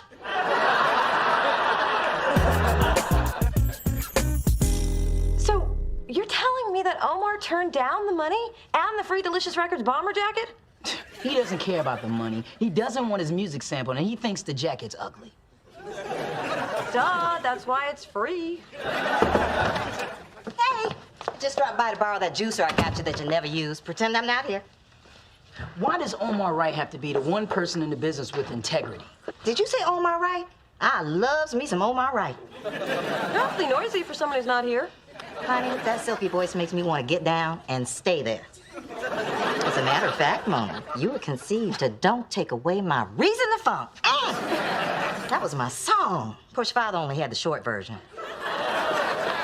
Here's what you do, Spence. Omar lives in the city. Invite him to the office. Oh, can I come? Treat him like a VIP. Let him know how important he is to the Delicious family. Look, if you really want to win him over, buy him some cognac. Omar loves his yak. Ma, this is serious. If Spencer doesn't get Omar to sign, he could lose his job. Yeah, he could. Oh, Spence, sorry. So can I come? Because I'm going to drop by anyway. Yes. This is my fantasy come true. Well, almost. We won't be kissing naked under a waterfall of chocolate pudding. Your mom got a little bit of freaking, huh? Dee Dee, I am so happy that you called me. Oops. Clay, would you be a dear and get that? Oh, sure. I'm just grateful to have another chance. I really missed us. Me too. I'm also missing my napkin. And the thing I miss most about us is really having someone to talk to. Yeah, that's why I wanted us to just stay here, you know, and kick it. How about some more wine and then I'll get the hors d'oeuvres? Great idea. Okay.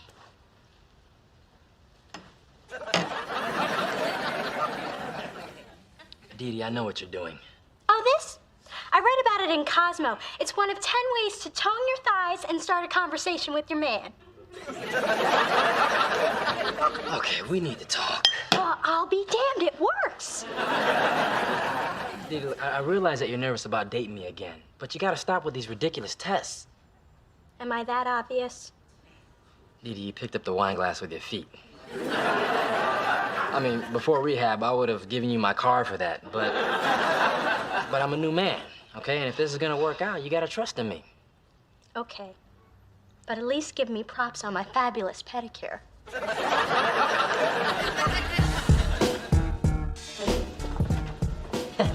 And that concludes our tour of Delicious Records. You're home, Omar. Oh, Mr. Wright.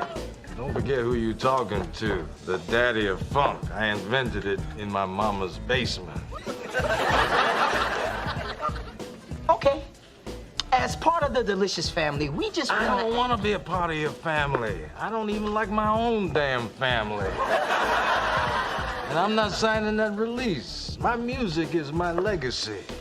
I don't want anybody messing with it. You see, all you young bloods think about is money and new places to stick your diamonds. I'm an artist. I'm a philosopher. I'm gonna give me some of that. How you doing, little mama? I'm fine, thank you. I know you're fine. I asked you how you were doing. Why don't I introduce you to my friend Phyllis? You just let the players play. I'm on my right. I know. The daddy of funk. And I am a fan of the funk. Of course you are, you little tenderoni. Well, I guess I better go. Bye. Ooh, that's one classy lady.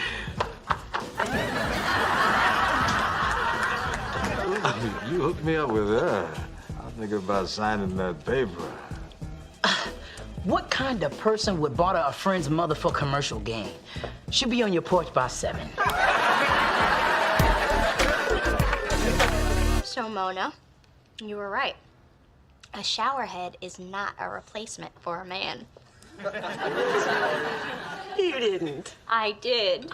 As you pointed out, it had been a while, and it was claylicious. See, that's what happens when you listen to your big sis. I'm really happy for you, Dee Dee. Thank you. You know, and I'd forgotten what a great guy Clay really is. And we connected on so many different levels. And none of them had to do with my feet. Good morning, Dandelion. They're on vacation, so it's not really stealing. In fact, if I leave it there, it's just litter. Who cares? Those people are just a rent check to me. If you're looking for Dee Dee, she already left for class. Oh, Pooh. I bought pictures of Drew. Well, I just dropped these off at Dee Dee's. Oh. Hey, can I get in there? Dee Dee went grocery shopping yesterday, and I'm out of everything. So, Dee Dee and Clay are really hitting it off. I know. She called me. She said she's never been happier, and she owes it all to us. Well, she didn't say that last part, but it was implied. We were so right about Clay.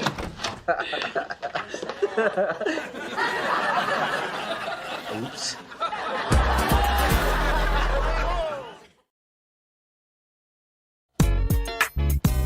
Would you believe that I was just changing the odor eaters? No. And I'll overlook that you spent the night here and deal with the bigger issue. Clay, you said you were cured and we believed you. What happened? Dee Dee's shoe closet. I walked in and there they were, 180 perfect pair, each in their own little cubby. Look, please don't tell Dee Dee. I really care for her. I know I can beat this. I know I can, please. Hold up, Daisy Cup. So what do you think? I don't know. What do you think? This looks bad. Although anyone could have a weak moment, and Dee Dee's closet is magnificent. Even I get aroused in there. Dee Dee is more like her old happy self. I guess it's true. You're less edgy when you're getting some special attention from someone you care about. Nice save, dear. Plus, it was our idea to give Clay a chance. Maybe we should take our own advice. Agreed. Break. Clay, your secret's safe with us now. Okay. Let's get this mess cleaned up. Yeah. No. You put on some pads and call your sponsor. Go.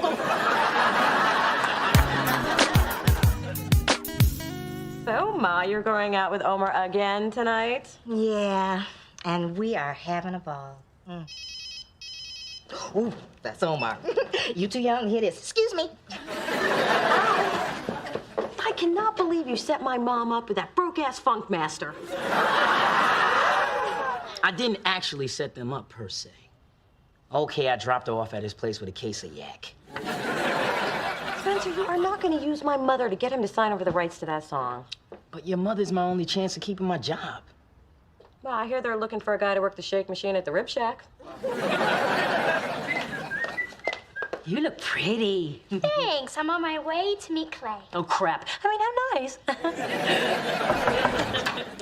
Hey, Hey, Dees. Sugar Pop, doesn't Dee Dee look a little sturdy around the ankles, especially in those shoes she's planning to wear on her date with Clay? Yeah, trunk-like. Really? I thought I was retaining water. Oh, yeah, you might want to put on some boots and some pants. Cover that mess up. Oh, my ankle bracelet was feeling a little tight. I'll be more comfortable anyway. We're going to Wrap Sushi. This could be trouble. True. Boot season doesn't start for 3 more months. No, I mean, Wrap Sushi's that Japanese restaurant where they give you dirty looks if you don't take your shoes off. Maybe we should tell Dee Dee the truth. Oh, no. Clearly, you weren't raised by me. A lie worth telling is a lie worth sticking to. I learned that from a president. But I digress. Dee Dee and Clay could have a good thing if he would just stay on track. He seemed pretty confident he'd be fine. Well, he's gonna need support. I hope you're hungry, because you're going to Wrap Sushi tonight. Come on. Do you want me to sneak around just to keep Clay from exposing himself and us? Welcome to the fold. He's starting to think like a Dee Dee. Now go!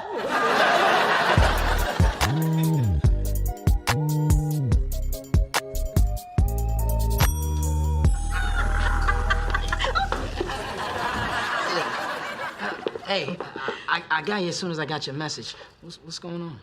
Omar has something he wants to say to you. Yes, I'll drop it like it's hot when we're done. Well, Phyllis pointed out how this sampling thing could expose my music to a whole new generation, maybe even jumpstart my career. And she said that you're not nearly as boneheaded as I thought, so give me the contract. I'll sign it. Thanks, Phyllis. Oh, no problem. You know I love to get involved when Mona doesn't want me to. Welcome to the Delicious family. Now, why are you always trying to get me into your family, boy? Don't you have a daddy? Actually, I'm looking for him. Well, stop looking at me, because I ain't him. Spencer, you're gonna have to do a little better on these terms. Omar needs more money and a cameo in the video. I can't change the contract. I'm not even allowed to adjust the thermostat. Look, this talented man has brought joy to people all over the world. He deserves everything he's asking for. And a Cadillac. But I'm here to help, so if I slap you, will you like it or will you snap out of it? No, Mona, that's a whole nother problem. Now, get back to that table and keep your hands where I can see them or you'll be plucking sashimi out of your fro. This is just what I needed. Go. Me. Oh, yeah. Oh, Clay, would you take a picture of me with music? Sure.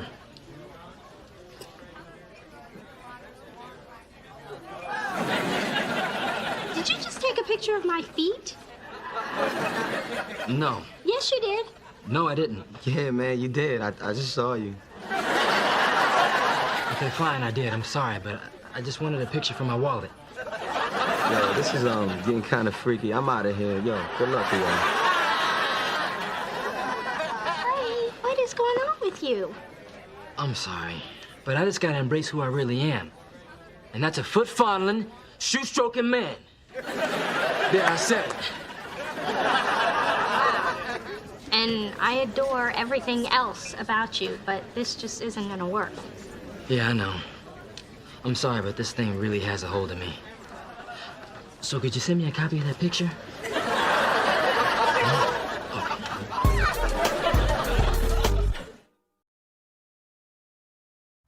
could I have been so blind about Clay? There must have been a billion signs. You're awfully quiet. You know something. Don't know nothing. Okay, I walked in on Clay half naked cavorting with your shoes.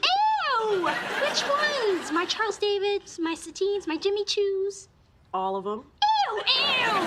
Why didn't you tell me? Your mom wanted to give Clay the benefit of the doubt. My mother knew? Ew, ew, ew! Well, that's it. No more second chances ever. Hey, wait. What if I felt that way about Dad? Or you? We wouldn't be having this conversation. Or a relationship, for that matter. That's deep. But you're still gonna help me sanitize 180 pairs of shoes. Manolos? Mm-hmm. My Manolos? Ew. You've just heard Who Knows by Music on his album Soul Star.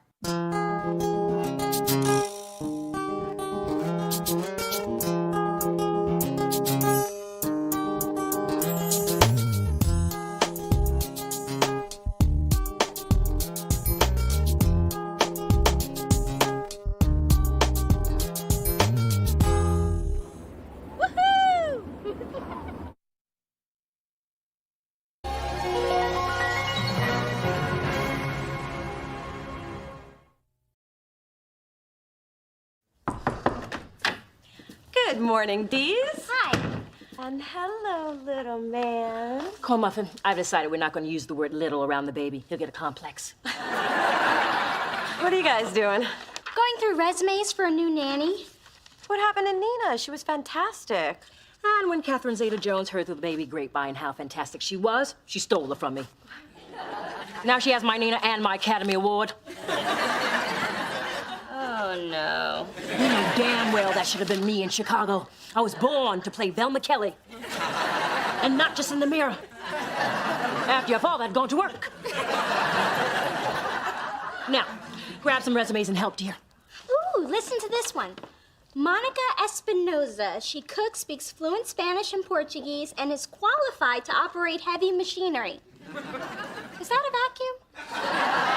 Oh, I interviewed her yesterday. She was good, but she had a nose job that looked like it had been done in a mini mall. You made your brother cry.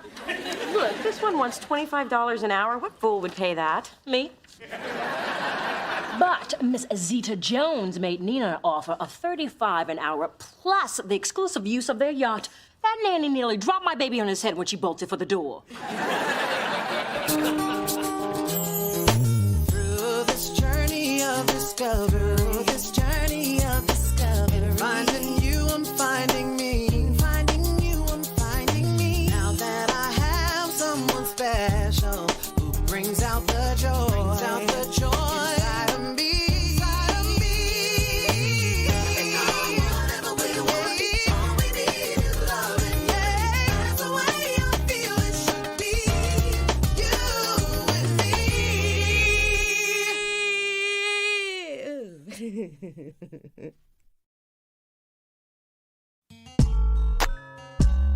Greetings, theater patrons.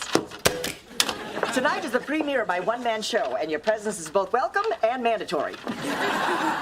An Asian in the sun? Mm-hmm. It's an intimate journey through all 26 of my past lives, beginning with me sprouting from the earth as a tiny oak, and ending with me in my current incarnation as an underpaid receptionist punching my time card at a fledgling record company. It's a tragedy. So is what happened when you try to hand me one of these at the urinal. My shoes are still wet. Adam, this is delicious letterhead. I know, and I need you to order some more. I was only able to print up a measly 5,000. And here are the reports you asked for. Good morning, Miss Owens. I love your suit. Very gangster chic. Now, your car's been completely detailed, and I had them add just a dash of baby powder to the rear seats, just the way you like it. Your lunch has been ordered and will arrive at 1. If that is all, I will retire to my desk. Hey, Kat, you look nice. Can it? Ass kissing's not your color. Mona, now that you've settled into your new position, there are some things I'd like you to handle. And that is what a VP is here for, to handle things. And handling is what I do because I have fans. Well said. Now, I'd like you to put together a list of some upcoming groups you and I can take a look at. And call Dante's manager, tell him we are not paying his $25,000 hotel tab, and fire Adam. Lil D, I can't take much more of this interview process. If the next nanny isn't perfect, I'll simply have to raise the baby all by myself. Desperate times call for desperate measures. Well, I have a really good feeling about this next woman. Last name Love, first name Amani. It's one letter away from our favorite designer. It has to mean something. No, not always. Remember our cook, Julie Vuitton?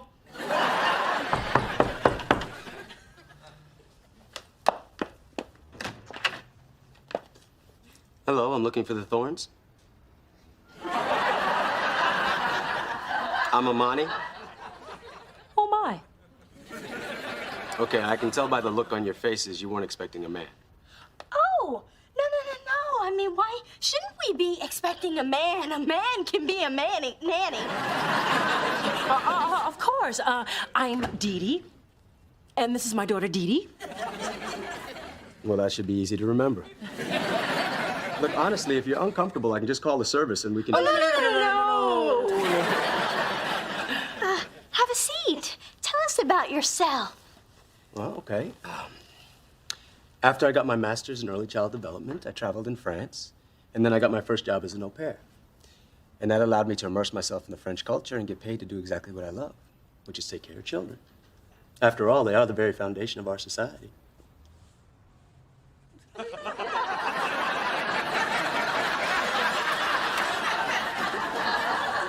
Would you like to ask me a question? Do you work out? Allow me. Man. Fais dodo, Cora, mon petit frère. Torah. What do you think? His references are excellent and he seems more than qualified. He is perfect. And good with the baby.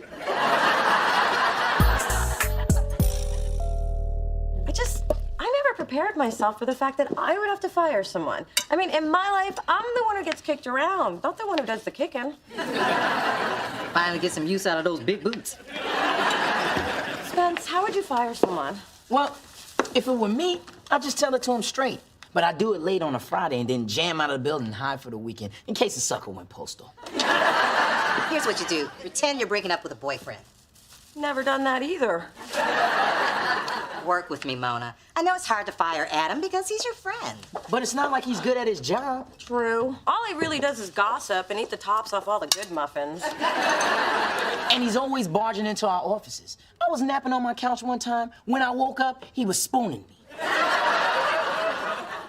Come to think of it, when Great Aunt Pearl died, Adam didn't give me the message for a week. Well, in his defense, she was still dead when you found out. Face it, Mona, no matter how much we like him, you're gonna have to cut him loose. I know. Now, he's gonna be devastated, so give Adam my card and tell him to make an appointment quick. Unemployment insurance only covers 45 days, and I do not fix people for free.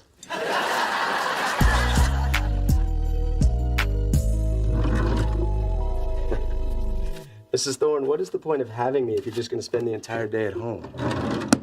Why don't you let me do my job and you go do whatever it is that rich mommies do? Please. I mean, we do the same things as the poor. We go to the club, spend the day at the spa, visit our personal shopper at Neiman's. I mean, we're all just people. Oh, Mom, I thought you'd be at the gym. You said yourself that the baby fat won't just fall off. I threw my shoulder out, in kickboxing. Besides, I spent a fortune on your education, yet you're here. Okay, ladies. Drew and I are off to the park to get our workout on. So say bye-bye to Mommy and Big Sis. Bye.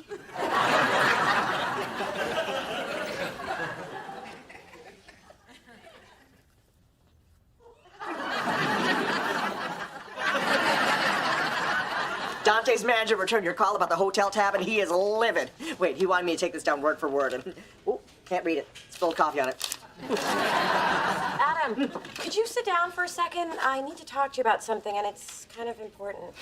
Is this about the cute new publicist? Because the handbook says it isn't sexual harassment until he tells me to stop. Adam, how would you feel if I were able to give you more free time so you could focus on your acting? I mean, you're so talented, I'd hate to see it go to waste. You let it go to waste last night when you didn't come to my show. I completely forgot. I passed out 5,000 flyers, and only one person came. The sing-along was a sing-alone. And it was the saddest standing ovation ever. Good old Dad. Now, if you'll excuse me, I need to rethink my dreams. But Adam looks really upset. Did you do the deed? No, he has no idea I'm about to fire him. He does now. Adam, I am so sorry you had to find out this way. Save it, sister.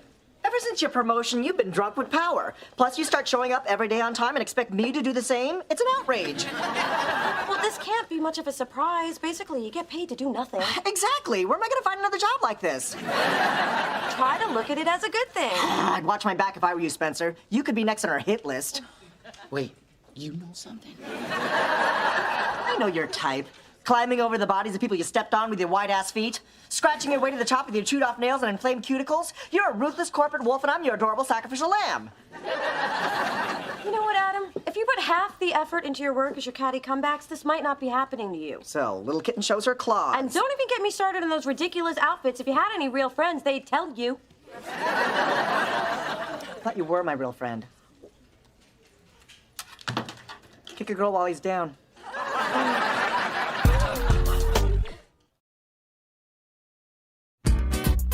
Why are you looking in the classifieds? Did you mess up this job? Tell me you didn't mess up this job.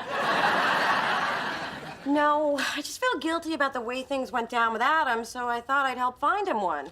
There's just not a lot available for completely unskilled, unmotivated people who dress like elves.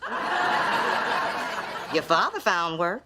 I don't know why I'm trying so hard. Adam won't even return my calls. I'm starting to think I'm just not cut out for this kind of authority over people. It's a learning process, Mona. I promise it'll get easier. When? When you realize you're not just Mona the friend and coworker anymore. You're the boss, and that means doing things that aren't always popular. Yeah, that doesn't make me feel much better. Well, if you're not comforted by that, shed a few tears and think about all the pretty things you can buy with that big fat raise, including a new watch for your mother. But you don't want to be unpopular with Me Too now, do you? So, how'd your first termination go? Terrible. I just pray I never have to do it again. Well, if you do, just do what my mom does. Pay someone else to do it. So, Dee Dee, where you going all pulled together? Oh, I'm just going to play with Drew. And since when do you get so dressed up for a baby? His eyes can't even focus yet. You sure you're not trying to get the baby nanny to check you out? You're crazy. Oh, I don't know. I met him in the hall, and that man is ass-tastic. He made me want to have another baby so I could hire him. Am I being that obvious? Oh, girl. You know, my life is so unfair. I never had a hot nanny. I just got old Mrs. Henchy down the hall. She used to take my glasses so I couldn't leave the room while she watched her stories. My little home. Hello, Amani. Well, hey, Dee Dee. What have you two been up to? Well, we have had a busy little day. But mostly we've been working on Drew's French, so now he can go en français. You are amazing. We've also been getting our boogie on to the Outkast video, but I don't know if that was such a good idea.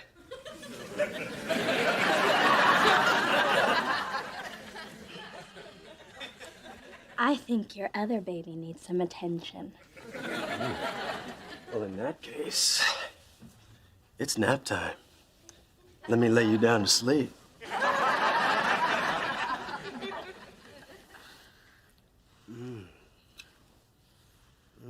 Dee Dee. Amani. Dee Dee?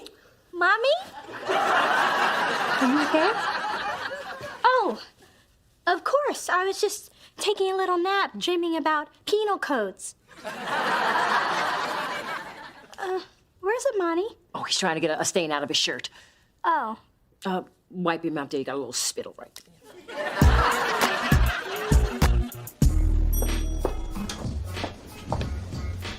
Hi, you must be Eric from the temp agency. Hello, and you must be Miss Thorne. Call me Mona. Good to meet you, Miss Thorne. I have your messages, including one I just took from somebody who said he was Dante's manager. Ooh, did he give you a hard time? Nothing I couldn't handle. He said a bad word, so I wrote F, happy face, happy face, happy face. Wow, I can actually read these, and they're not a week old, and they don't smell like white diamonds. Welcome to Delicious, Eric. Who are you? And where's the petite Filipino guy that's always telling me how good I look? I fired him yesterday, like you told me to. No, I told you fire Adam. The petite Filipino guy is Adam. No, that's Sammy. Well, at least that's what he comes running to every time I say, Sammy, get your ass in here. That little guy has given me the inside dirt on every person who works here. So, whatever his name is, get him back. Absolutely. But if I wasn't supposed to fire Adam, who was I supposed to fire? The old guy in marketing who don't know crack about what kids are listening to. Tyrone? He's 34. Right, the old guy.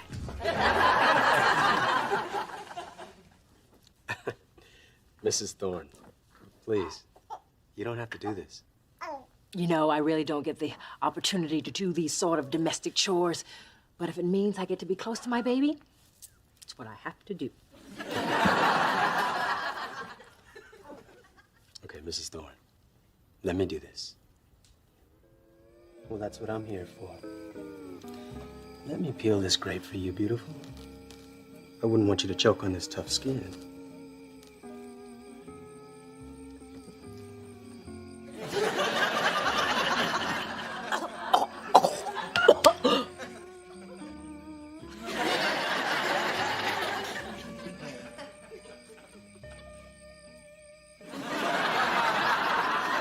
It's Harry Winston. It's flawless. And so are your abs. Would you like something to drink? How about a Mai Tai? I don't think a Mai Tai is appropriate for a baby. Well, you are the expert. Hi, guys.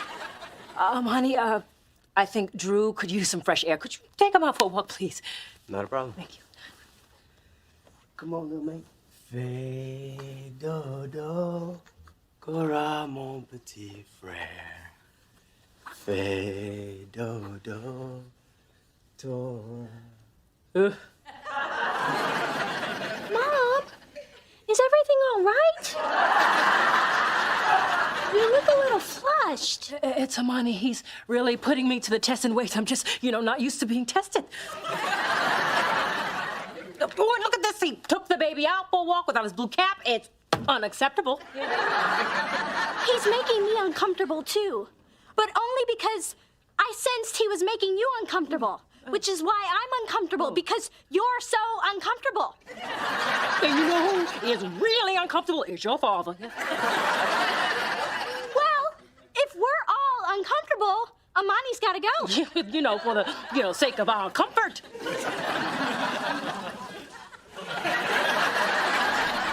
Sassy sausage? Sassy sausage. Hey, Adam. You. How'd you find me? I called your emergency contact, Jimmy, at Eduardo's Hair House, Elegante. That number's for hair emergencies only. Hope you made an appointment. Would you like to try my sausage? Man, don't come at me like that.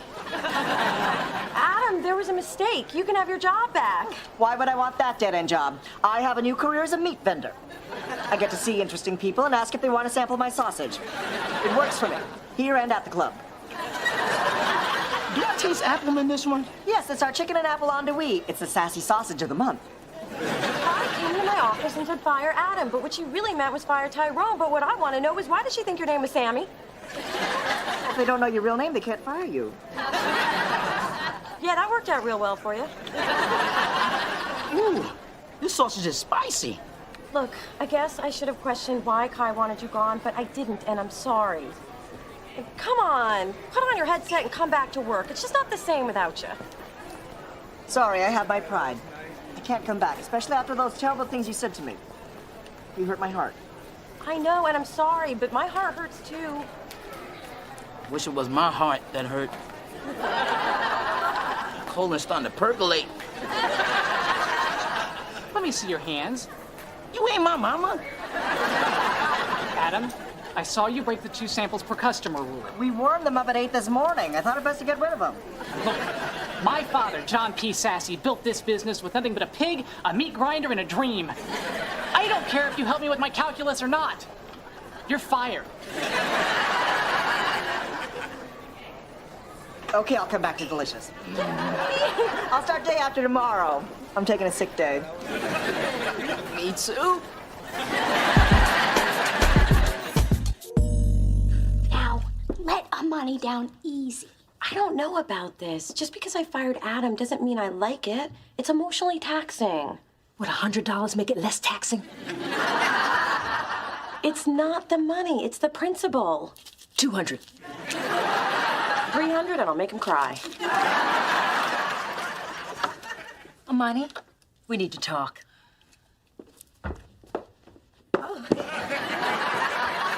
Amani, let me start off by saying the Dee-Dees think you are doing an incredible job.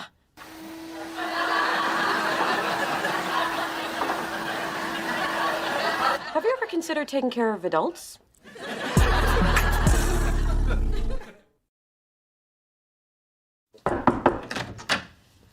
Hey, how was it at work today? Well, Adam got to work at 11, gossiped till 12, took a 3-hour lunch, and left at 5. So I guess back to normal. Well, good. Mom hired a new nanny. She's amazing, but ugly. Guess you're gonna miss Amani, huh? Yeah, but I do have these. Mom has a nanny cam in the nursery. 46 hours of Amani in all his baby-loving glory. Margarita time! Woohoo!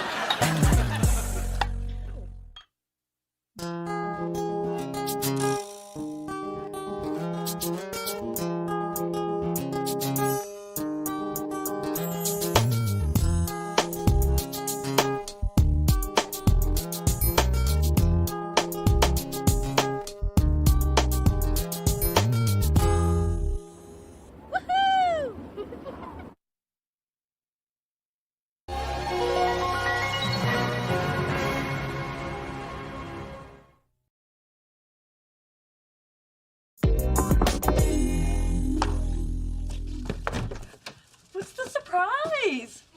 Is it in the bag? Is it something that's on its way? It's you, isn't it? Yeah, how'd you guess? Because it's just like the surprise you got me for my 20th and 23rd birthdays. I was a struggling college student. Not when you were 23. Oh, yeah. That year I just forgot. Listen, I need a place to crash for a few days. Of course you can stay here, but what's going on? They're treating my building for toxic mold. Some moron had a leaky toilet they didn't report. How'd they catch you? My water bill was $800. Through this journey of discovery,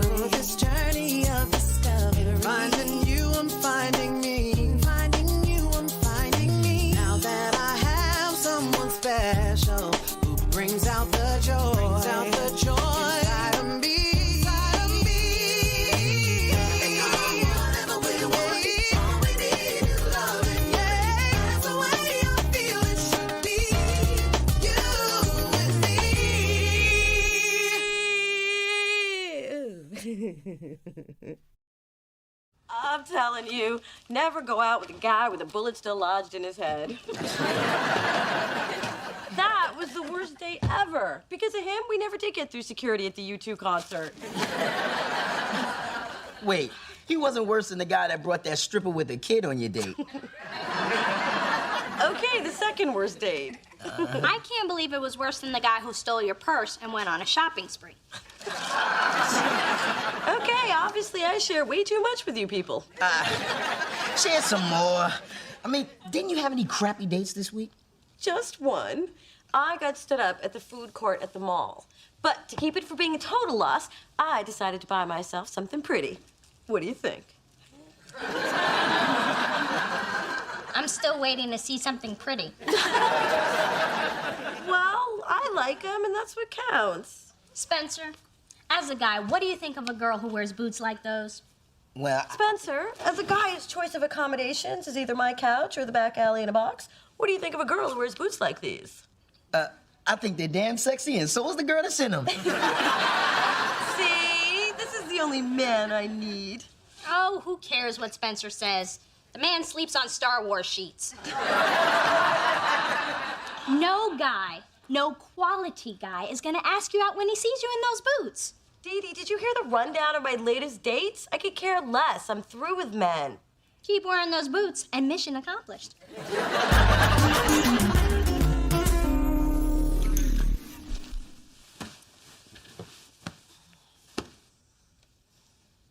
You awake? Yeah. You can't sleep either? No. Your couch is comfortable, but not for the whole night. Come on. We'll do it like we did in college, head to toe. Yay. But I have to warn you, my feet are a little rough. Ooh, I can use these to strip that finish off my dresser later. Remember that fun we had watching reruns of Living Single, gossiping about people we didn't like, talking about everything we're gonna do with our lives? Yeah, like how I was gonna be a big-time music mogul, and you were gonna fight extraterrestrials like Will Smith in Men in Black. Yeah, some things seem more possible after 4 hits on a beer bomb. But we always knew we'd be together. I mean, as friends. Yeah, I knew what you meant. You surprised nothing serious ever happened between us? Well, we have been through a lot together. I guess we're lucky that there's no chemistry to complicate things. Yeah, we were smart to choose the friendship route. Mm-hmm.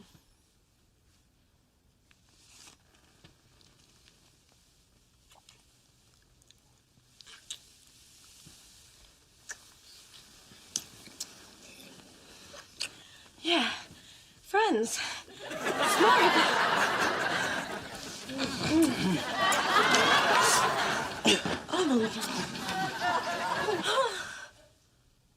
What the hell was that? Mona, you're making a lot of noise in here. You okay? I don't know yet.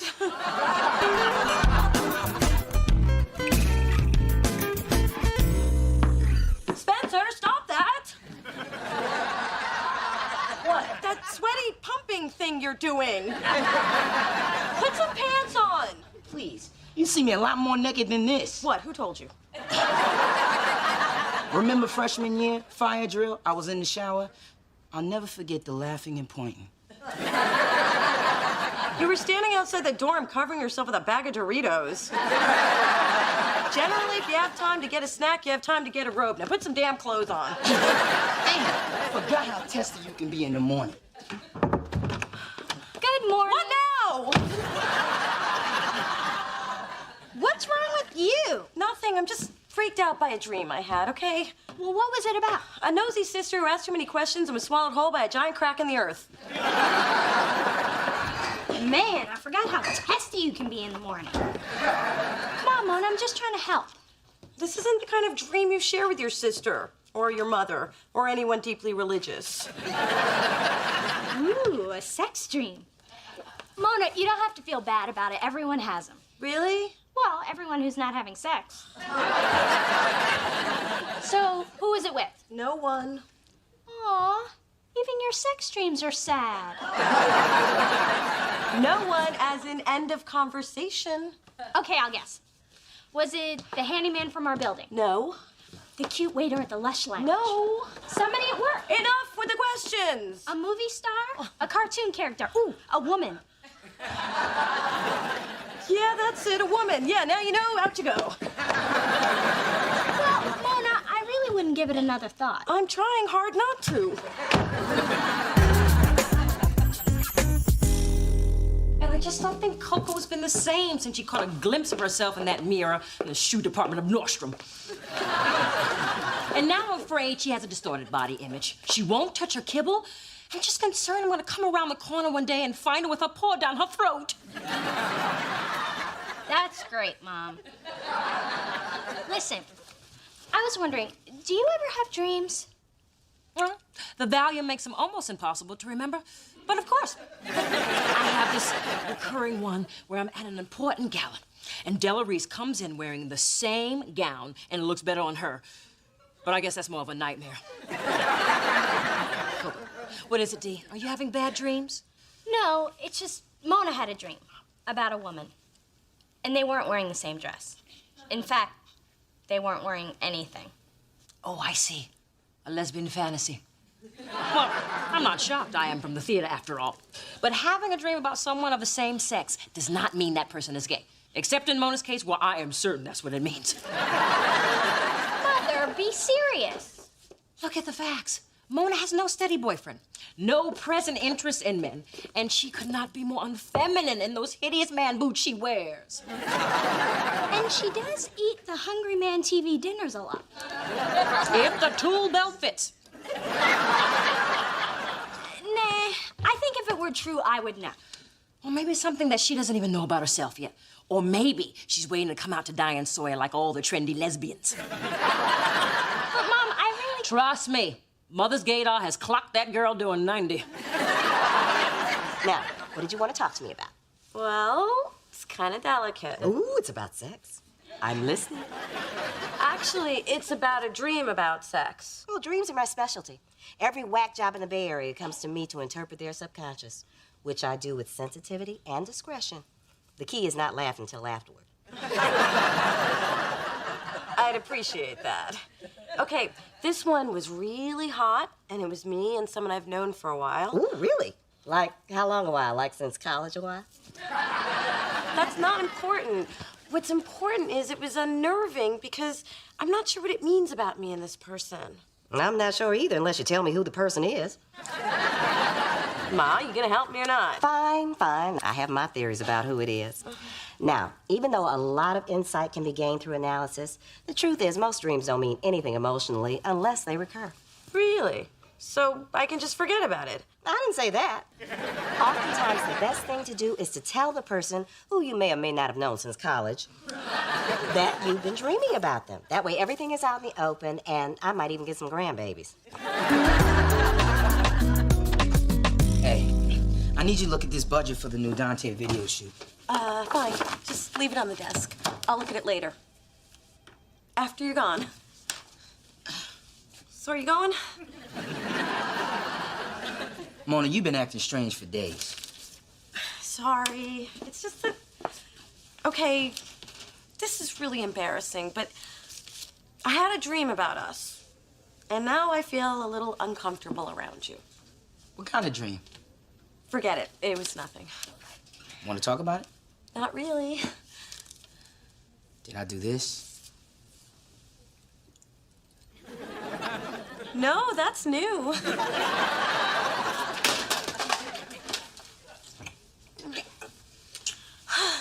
You know, that's new too. I am never going to sleep again.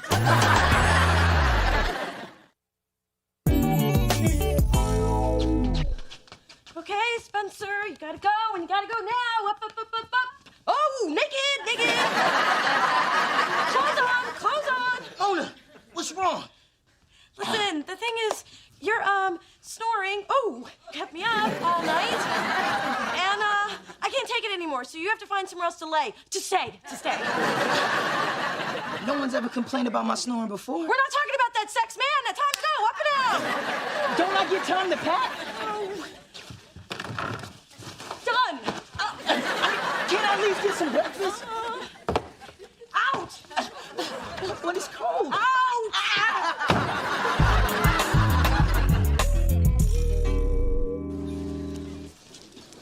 How's it going? Good. Just waiting for Dee Dee to... Did I ask for your life story? Hey, sorry I'm late for lunch. I hope you don't mind, but I brought my friend Gina along. Gina, this is my sister Mona. Hey. Hi.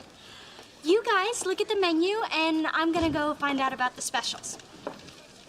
Well, she's a bossy little thing, isn't she? All she needs is a whip. You're probably wondering why I'm over here instead of over there. Not really, no. I'm doing a little experiment to see if what my mother said is true. Well, if she said you were annoying, believe me, it's true. So, does Dee Dee do this a lot? What, introduce me to her friends? All the time. But no offense, I'm not like her other friends.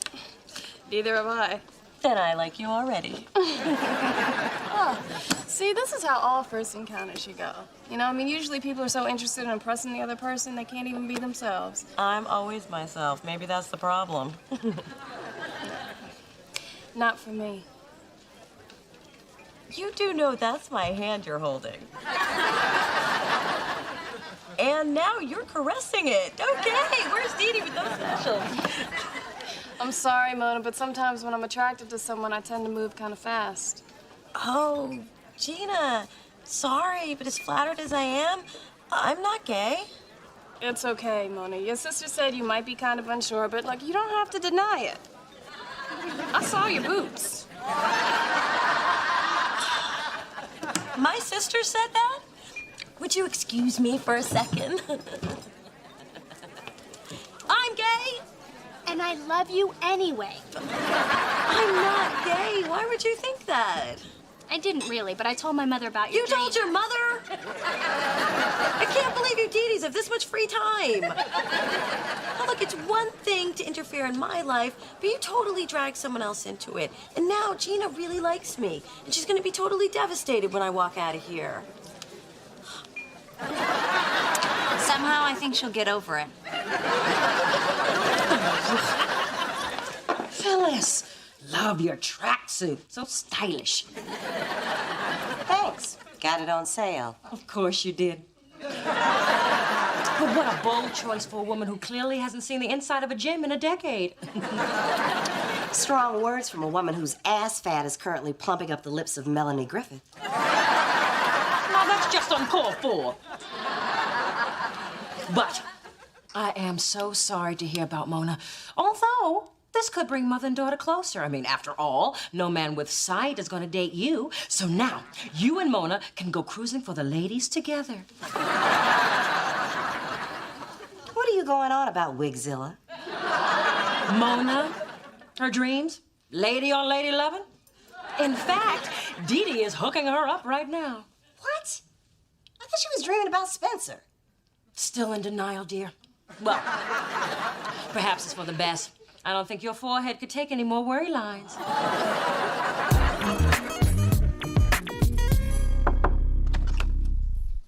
Hi. Look, Mona, I just wanted to say I'm sorry. No matter who you love, how you live your life, or whatever shoes you wear, I support you. Although I urge you to consider open toe, at least in the spring. I guess I'm a little to blame, too. I mean, if I'd just been honest with you, none of this would have happened. Dee Dee, I dreamt about Spencer. Spencer? It was a dream. You could have had anybody but Spencer.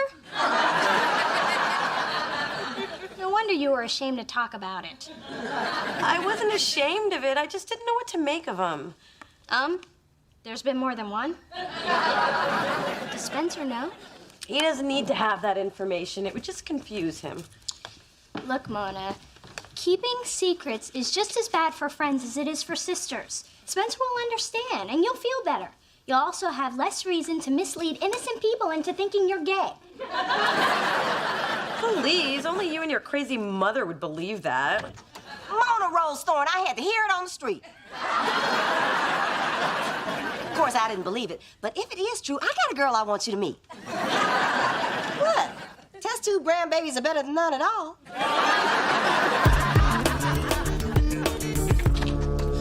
Listen, Mona, this weirdness with us has gone on long enough, and it's stupid to pretend I don't know why you're upset. You know? How long have we been friends? Please. I know you kicked me out because I used your toothbrush. You used my toothbrush? I was desperate. I dropped mine in the toilet, and I had just eaten that whole bag of Twizzlers. You ate my candy, too? You didn't know? Then is it because I used your eyelash curler? I really didn't know what it was for, and you don't want to know what I did with it. Ew, that's not it. And please don't guess again, because I already want to burn everything I own. Okay, this is so embarrassing. But the reason I've been acting weird is I had a dream about you. Well, about us. Yeah, so? So, it's just... Okay, you know that scene in Monsters Ball where Halle Berry asked Billy Bob to make her feel good? Well, let's just say you made me feel good. Really? You had a sex dream about me? How many times did I make you feel good? Spencer! Mona, lots of ladies dream about me. It's cool. I'm used to it. I just can't believe you didn't tell me. So you don't think it's strange? Everything you do is a little strange. But if it makes you feel any better, there's a logical reason why you're having these dreams. Really? Yeah. I'm the perfect man. And since you can't get with all this perfection, you just want someone just like me. Yeah, that must be it. So, now that that's out, can I crash on your couch again? Why not? But just because I'm gonna be naked in your house doesn't mean you can have your way with me. Remember, Mona, no means no.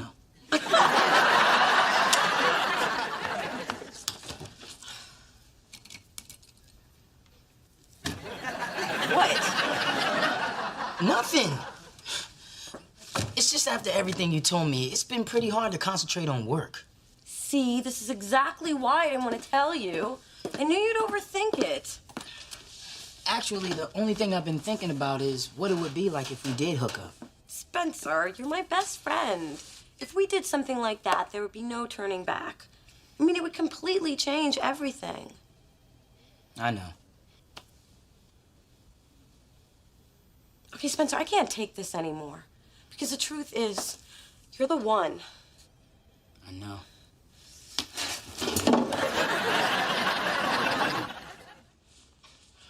What the hell was that?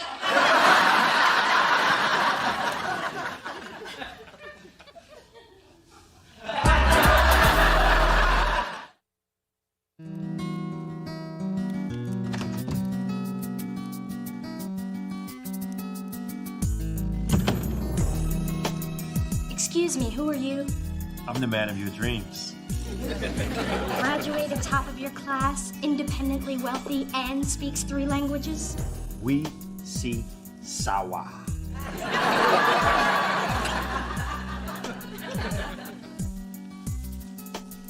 Listen, I don't sleep with shirtless guys I don't know.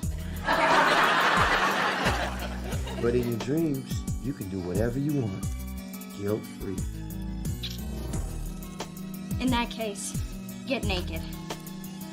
And when I'm done, get me a gallon of ice cream.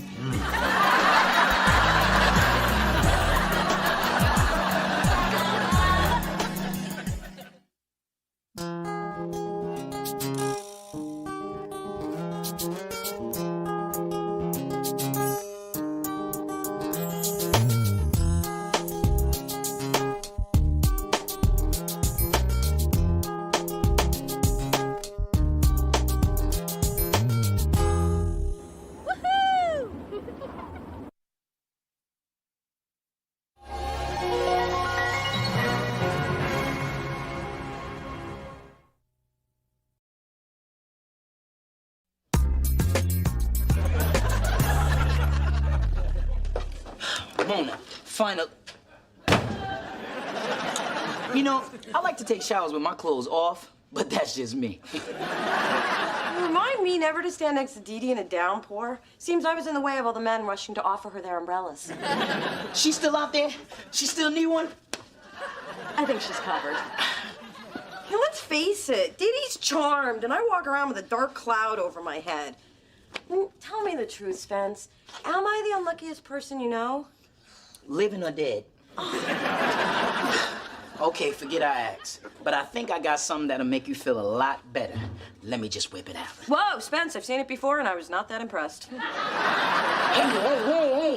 I told you the jacuzzi was cold. But this is something else. Oh, my God! This is a check for $5,000 made out to me. It's your bonus since Dante went platinum. See? Maybe your luck is changing. Maybe you're right. Well, at least I can buy an umbrella now. Hell, I can buy a guy to hold my umbrella. How much you paying?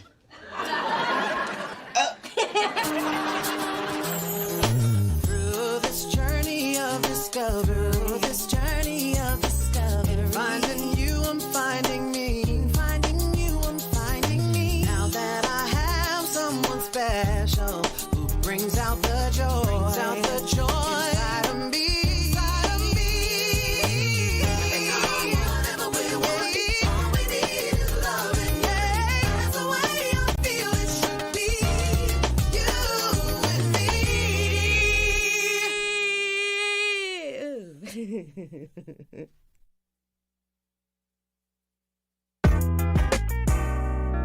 So I urge you to cogitate over this material. If not, you might find that it has a deleterious effect on your future. For it is imperative that one not only know the letter of the law, but also the spirit of it. Write that down, son. Your parents did not mortgage their home so you could daydream about your next piercing. The life of the law has not been logic, but experience. Now, who spoke those words, and to what was he referring? Miss Thorne? That was Oliver Wendell Holmes Jr., and he was referring to courts adapting to a changing society. You seem pretty confident of that. I am. I've read everything there is about him. Well, in English and a little French. You are correct, Miss Thorne. Well done. The evidence has spoken. Now the people must speak. Not part of your assigned reading, but I'm going to challenge you anyway. Miss Seymour.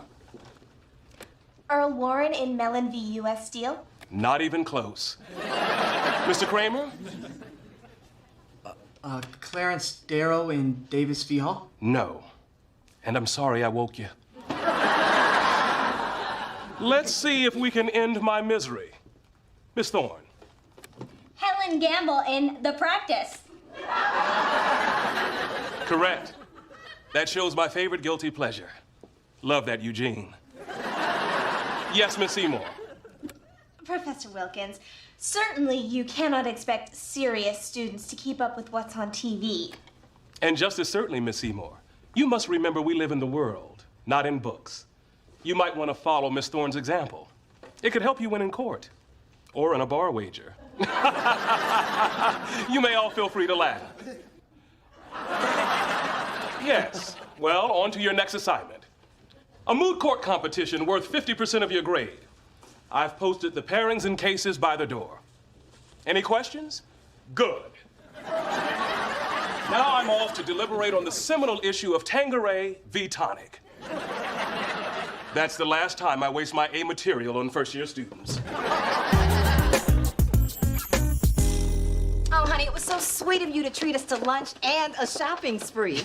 Yeah, being close to Mona finally paid off. I've been waiting 8 years for this. I've been waiting a lifetime for this girl's luck to change. Thanks for hanging in there, Mom.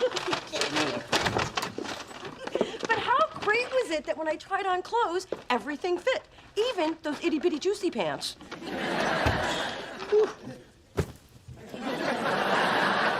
What happened to your sofa? I was giving myself a facial while drinking grape juice and eating guacamole. Multitasking, not one of my strong suits. But the good news is I found someone to reupholster the cushion quickly and cheaply. See, your good luck continues. I know, but it does feel kind of weird. And usually in Mona Land, it's only a matter of time before the other shoe drops. Talk about looking a gift horse in the ass. Oh, I'm not complaining. I'm gonna ride this pony as long as I can. Yee-haw! While you're riding, can you pay to activate a brother's new cell phone? 8 years, Mona. 8 years.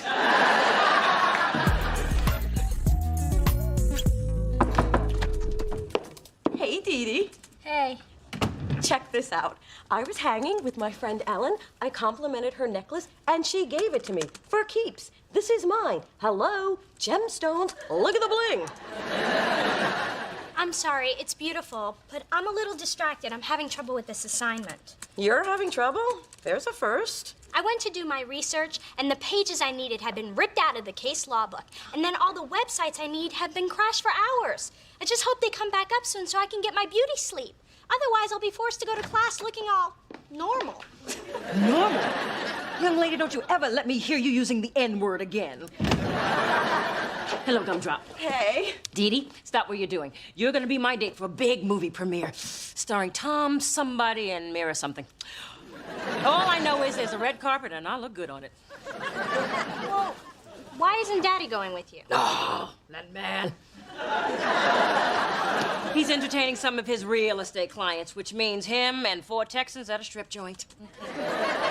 I'm sorry, Mom. I can't go either. I've got to finish this research. Well, I can't very well go by myself. Going to a premiere alone is pathetic. Hey, honeybee, now, I know you won't have time to do anything with that hair, but would you join me for this evening soiree? Me? Her? Yes. Then yes. Wait, did you just invite me to a big society to-do? She did. I heard her. And did I just say I'd go? You did. I heard you. I can't believe this. You taking me out in public? It's a world gone mad. Well, I better paint my face and throw on my fancy rags.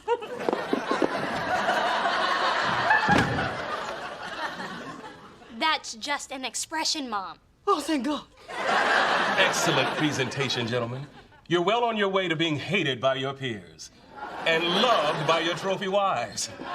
Congratulations. I see we have time for one more argument. Miss Thorne, you and Miss Seymour may begin. I'm not prepared to go forward at this time due to extenuating circumstances. Please illuminate the court. That's me. While preparing, I realized that the pages pertinent to my case were ripped out of the book. I then did a thorough web search and found that all the sites were crashed. I was up till the wee hours of the morning, which is, by the way, why I look like this. You look perfectly normal. Exactly. Your Honor, I'd like to request an extension. Miss Seymour, I take it you had similar difficulties. No, Your Honor. I'm ready to proceed. I guess some of us are just more thorough. What? The only way you could have that information is if you ripped it out of the book yourself and then purposely crashed those sites. Serious allegations, Counselor. I hope you can back that up with documentation. Oh, that's right. You couldn't find any. It's obvious Miss Seymour didn't think that she could beat me honestly, so she resorted to unscrupulous behavior. As my 2-year-old Brandon would say, duh. However, in order to excel, one must be able to deal with the unexpected.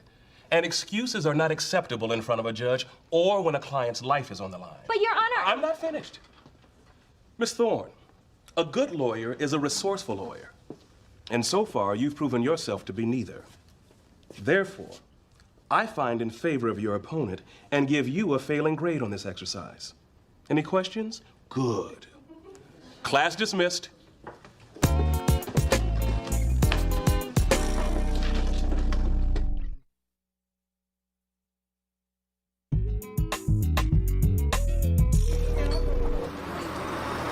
I'm just glad you weren't there to see the lowest moment of my life. Oh my God, this is it. It's the shoe. It's the shoe. What are you babbling about? Don't you see? All these good things have been happening to me. So all my bad stuff had to happen to someone. And the Mojo Man picked you. That's ridiculous. Hey, look! $20! Mr. Mojo strikes again. I think this proves I'm onto something. All it proves is that you're paying for lunch. Lana, my setback in class was just a fluke.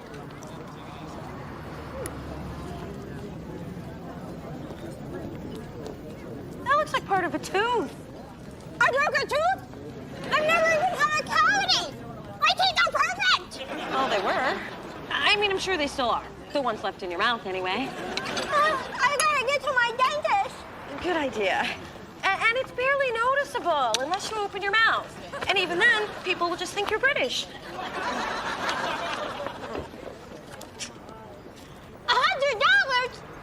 Just get in the car. I don't know if I want to get in a car with you. Just get in, damn it. I can't believe this. Even my shoes have turned against me. Well, at least the dentist was cute. And he gave me his number. So, I broke a tooth, ruined my boots, and learned the Spanish words for wet paint.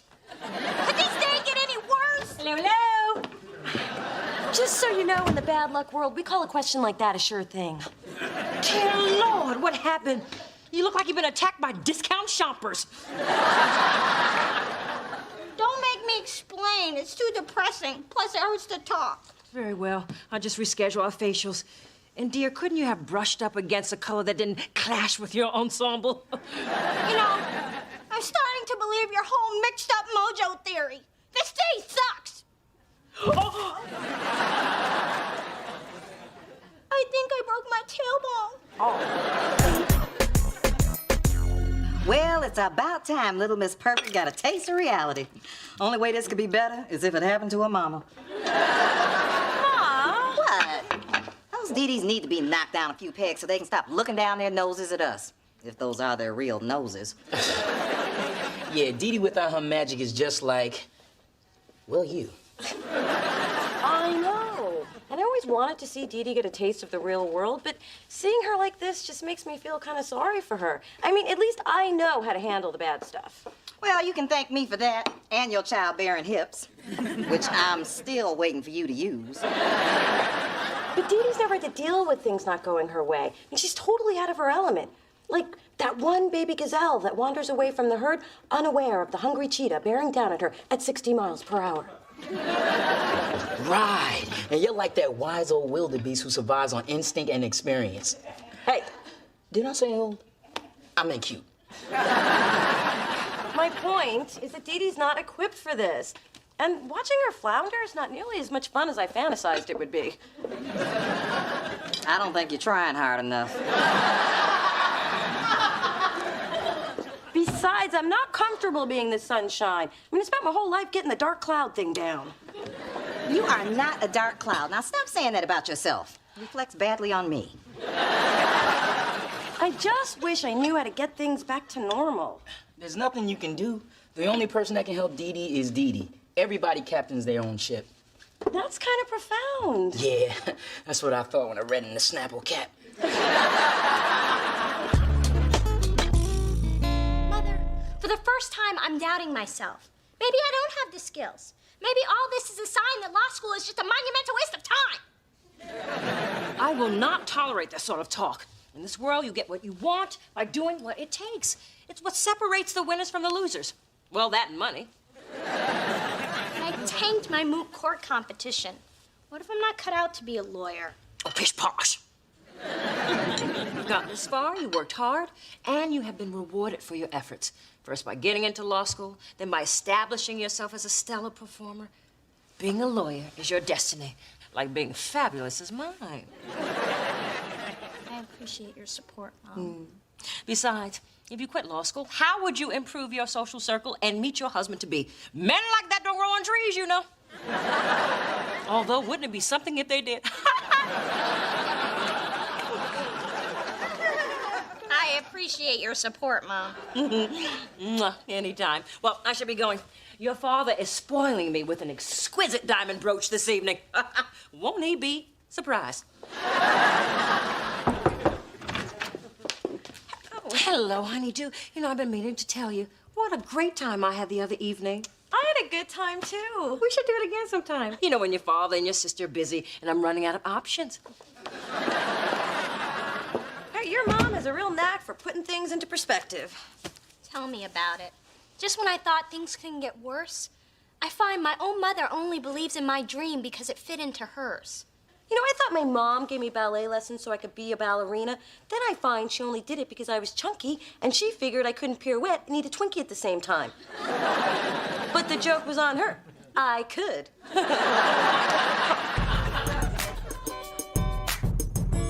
Look, lady, I brought back the cushion when I said I would, and now I want my money. What kind of businessman are you? I can't believe you're trying to gouge me like this. You call it gouging, I call it gouging. We agree. Check, please.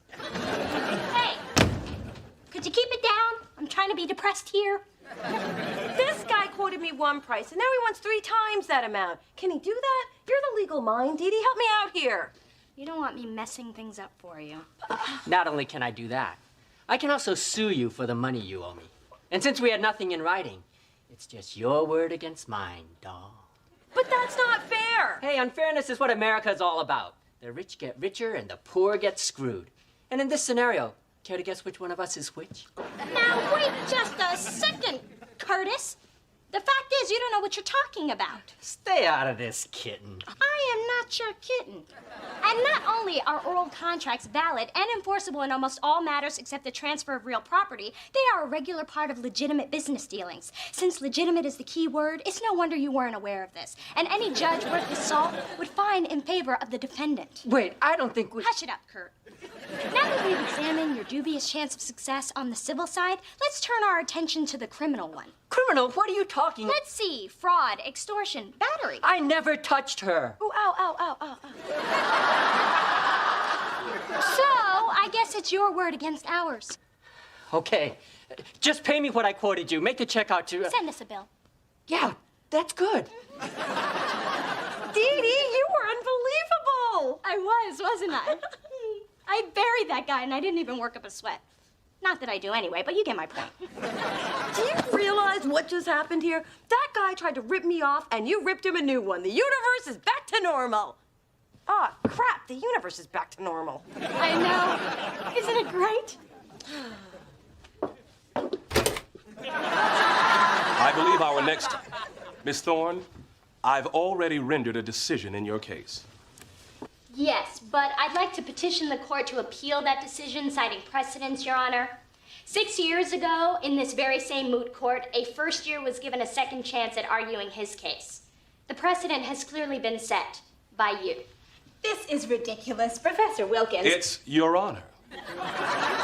And the rules of precedence are sacrosanct in our justice system. Therefore, I am granting petitioner's motion. You may proceed, Miss Thorne. Thank you, Your Honor. Since I couldn't get the case material through normal means, I went directly to the source.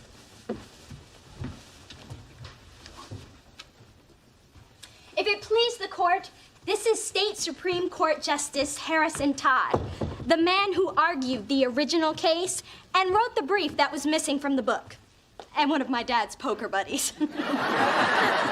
It's an honor to meet you, Justice Todd. As it should be. I've long admired your work. As you should have. As I gaze on this room of eager, frightened faces, I see a bit of myself in every one of them. Except this one. Quick now. You will never make it. You have no upper lip. People don't trust that. Just yesterday, I told him that same thing. I believe the floor is mine. And I am here because I am very impressed with Miss Thorne's inventiveness in finding such an original way to present her case. Not only will she be an asset to the bar, she'll really class up the joint. I agree. And I object. That is completely irrelevant and prejudicial to my case. Overruled. Face it, counselor. You've been outmaneuvered. Miss Thorne, you may continue. And Miss Seymour, you might want to take notes. Any questions? Good. Now, in the matter of Hartman v.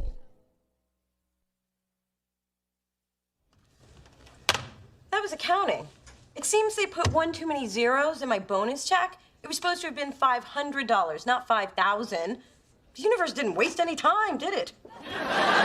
So you owe the company $4,500? Pretty much. But good luck to them getting it back from me, suckers. You realize they'll just take it out of your paycheck. Damn the universe.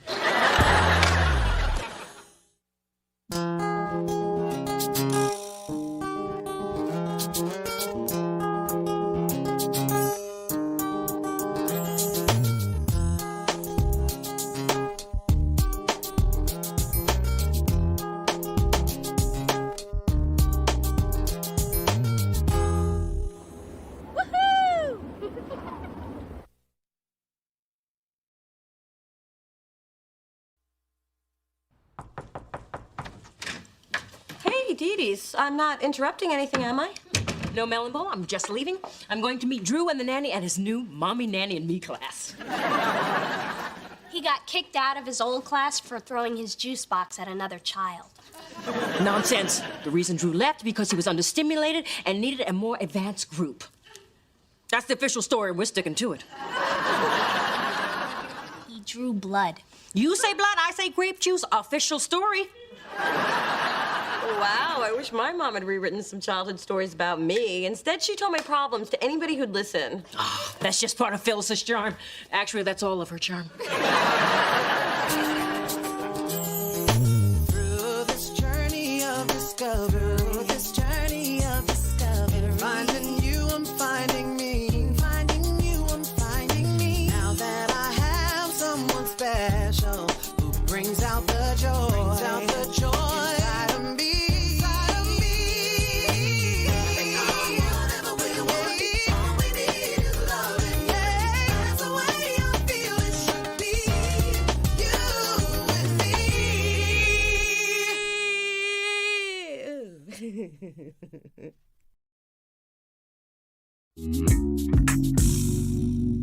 And after you finish all the tracks, we'll sit down with Kai and we will pick out your first single. It's gonna be hard to choose. Yeah, we love them all. Well, fortunately at Delicious, we have a very effective procedure for choosing our releases. Yeah, Kai says release that one. And we do. Hey, baby. Ma, what are you doing here? Well, I wanted to talk to you about your Mother's Day present. Well, the ultimate present would be a grandbaby. But to do that, she'd have to get pregnant. To get pregnant, she'd have to have sex. To have sex, she'd have to have a man. And she ain't got no man. Ma! Hey, I'm no happier about it than you are. So anyway, for years I've worked with the charity Bay Area Mothers for Others. Oh, I'm aware of your involvement. You gave him 5 bags of my clothes. Well, they were ugly. So, this year, since I'm on the planning committee, I signed both of us up to work on their Mother's Day telethon. We get to spend the whole day together and do something nice for underprivileged single moms. That's your present to me. Because I found that box of candy you were going to give me ain't cutting it.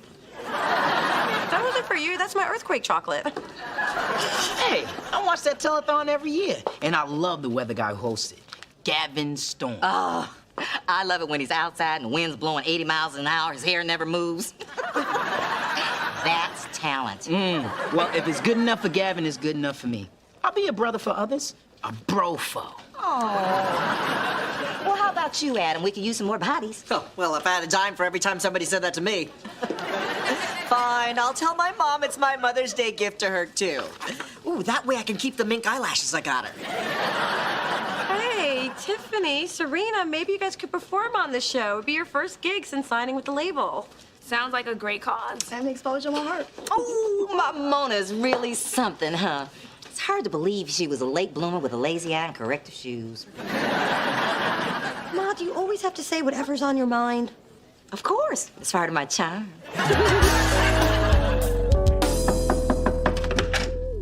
Look who I found hiding from your mother in the hallway. Oh, Daddy, did Mother drag you out shopping again? She's at the boutique down the street. She said she wanted my input. What she wanted was my wallet. Well, I'm glad you're both here. I've decided that Mother and I are going to volunteer for that telethon, too. That is, if you all don't mind. Mine? You giving of your time instead of spending my money? I love it. Well, Mothers for Others is a good organization, and I can always use some more charity points on my resume. Well, do you think your mom will do it? Oh, Mona. Telethon means televised. She will break out her best wig for this puppy. That's my accountant with a 911 page. Your mother must have moved on to the jewelry section. Here, take my wallet. If I don't have it, maybe I can slow down the spending. Daddy, trust me with this? What was he thinking?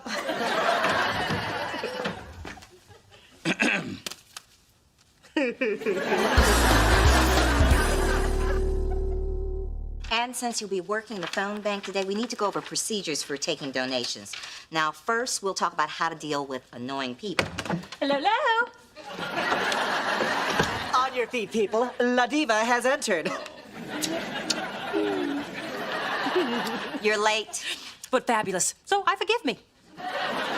Well, look, you've missed a lot. Oh, don't worry, Phil. I already know everything I need to know. The president of the organization filled me in when he graciously assigned me the phone with the most screen time. You spoke to Kwaku? I can't even get his secretary to answer my email. Wait a minute. You bribed him with a big donation, didn't you? Well, you say bribe, I say gently urged. Can we just get back to the meeting? Absolutely. But can I just say, these refreshments are not acceptable. When I chaired the Tucson March of the Dimes, we did a smidge better than instant coffee and snack mix. Well, I'm sorry we don't have your breakfast liquor, but feel free to pull out your flask. Now, come on, people, can we just focus? I'm sorry, Phil. We can't hear you. Can you turn down your outfit? These needy single mothers are counting on us. And you are the woman to lead us, as being needy and single has always been your specialty. And you can help with the pregnant and single women, since that was your specialty. What? Ma. This revelation shrouds my idol in a hideous scandal. I've never loved her more. You weren't pregnant with me before you were married. Right, Mom? Mom? Oh my God, it's true. Wait, Dee Dee's a love child? That's hot!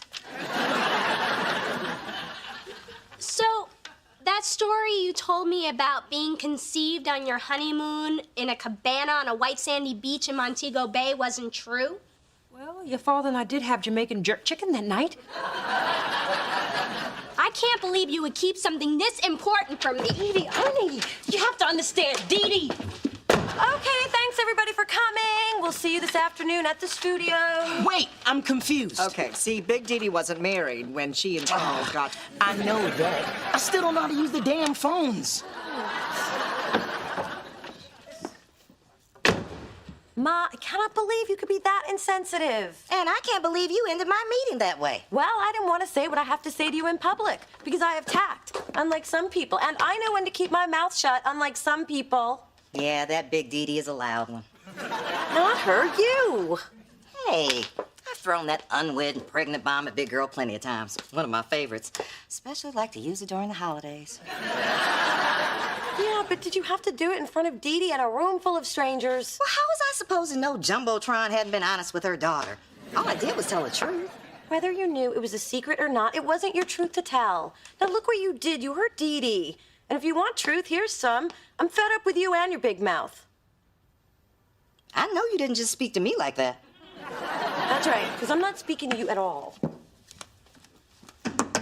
Come on, Dee, let me in so I can explain. I don't want to talk to you. Please, I'm begging. It's Mother's Day. I'm down on my knees. No, you aren't. Okay, I'm not. My Dior stockings would snag, but it's the thought that counts. Go away. Come on, Dee, open up. Don't make me use your sister's brawny shoulders to knock down the door.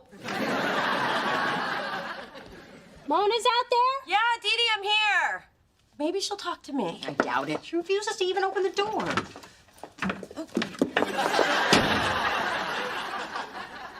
This is gonna be a beautiful Mother's Day memory. When I retell it.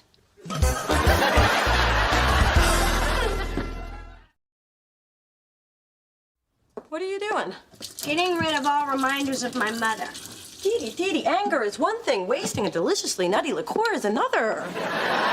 Suddenly I'm questioning everything. Were my parents really in love? Is my name really Dee Dee? Am I really a size 0?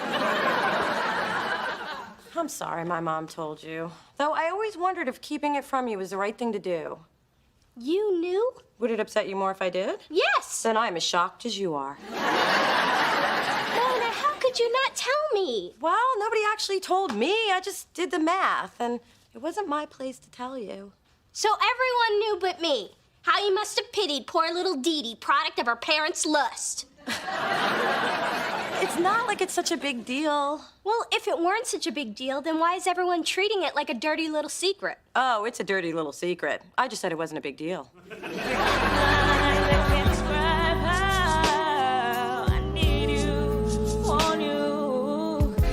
Missing you, I know what it feels like to love you. Just wanna feel that again sometimes. Just to feel you again. I'm sorry for I am so sorry. I'm taking pledges here. Your phone's not ringing. Well, his is. Hello, Mothers for Others. Now fairy tale has no happy ending, and I left with no goodbye, no reason why I love shooting, and now I know into my heart feels like to love you, just sometimes, but I won't get the chance to say that I'm sorry for what I did.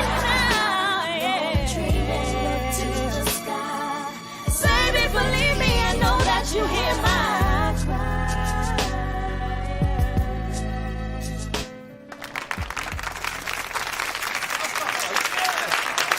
Yes! Yes, Delicious Records' newest singing sensation, Tiffany and Serena. And we'd like to thank our hosts. Our our handsome host, Channel 6 weatherman Gavin Storm. Oh, you're too kind. Thank you. Goodbye. Hey, wasn't that truly inspiring on such a beautiful day? High 72, low tonight 56. And I hope they've inspired you to open up your hearts, your wallets, and your umbrellas. Chance of rain in the PM. Yes, $100 is generous, but for only $400 more, you get 2 tickets to Adam Benet's latest one-man show, Filipino Follies. Okay, $10 it is. Yeah, I'm the cute mocha guy with the gray smile. How did you know that? I'm on right now. Your donations to Mothers for Others provide services for single moms who need it most. And after all, isn't that the least you can do for the woman who stands by your side, who loves you unconditionally, the woman who gave you life? How can I give me one of those moms? But we need more. More money for those valiant women we simply call Mom. Even though my mother and I haven't spoken for 11 years, nonetheless, I still love her, and I wish that pride and a restraining order didn't keep me from the woman who gave me life. And a head of hair rated by Weatherman Monthly as best hair in the Bay Area. Hey, I'm still not talking to you. Even if I came to apologize? Really? Wait, is this a trick? Lure me into a false sense of security and then tell everybody here about my crooked pinky toe? Look, Mona, I never meant to hurt Dee Dee. And I know I'm not the most tactful person in the world, And don't say it's part of my charm. Well, it is. And it's also a part of who I am. My mother never sugarcoated anything. She just said it like it was. Made me strong, so that's how I raised you. Yeah, but don't you ever wish that Grandma weren't so blunt? Only every damn day. Ooh, good point. I'm sorry. I really will try to do better. Thanks, Ma.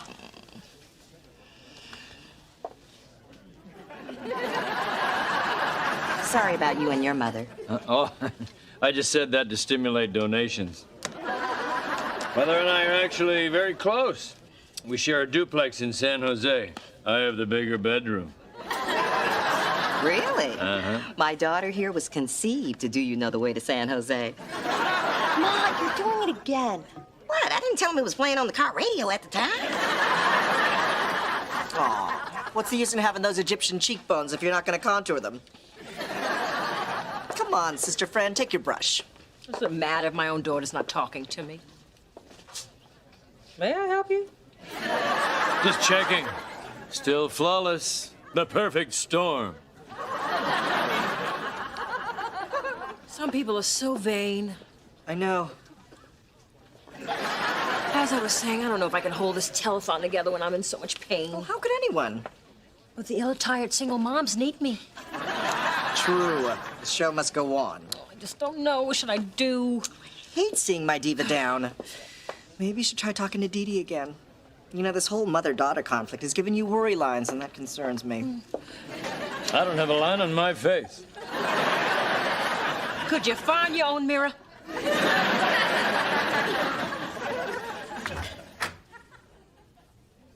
Daddy, what are you doing here? Your mother called and told me what happened. So how are things going? Well, I'm fine. Terrific. Never better. Are you really my father? Well, how do you expect me to feel? I discover after all these years that my very existence is based in a lie. Sweetheart, let me try and put things in perspective. You see, your mother and I were already planning our wedding when we found out that she was 4 months pregnant with you. 4 months? But Mom looks so skinny in all your wedding pictures. That's because she surrounded herself with really fat bridesmaids. Had me pack on 20. We just never felt it was something we needed to share with you. But it's just so embarrassing. It really shouldn't be. I'll give you two a moment. Just know I was the one that wanted to tell you.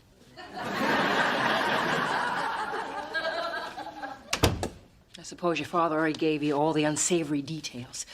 His years with Phyllis made him an expert. What I still can't figure out is why you are obsessed with rewriting history to make everything seem perfect. I'd love to have some fabulous explanation, like I'm an actress and it's all about illusion. But that's not it. Dear, this wasn't about you. It's about me. And my shame and my need to have the proper public image. But more importantly, I didn't tell you because I didn't want you to feel like you were less than, that you were a mistake. But by not telling me, that's exactly how you made me feel. I realize that now. But you gotta know, you were the best thing a poor girl from Rocky Mountain, North Carolina, ever did with her life. You made me whole. Oh. I appreciate you're trying to protect me, but I need you to promise me that from now on you're gonna be completely honest. With you, yes, I'll try. But with your father, still gonna be By lie and deny. And as we approach our goal, let me remind you what a great cause this is.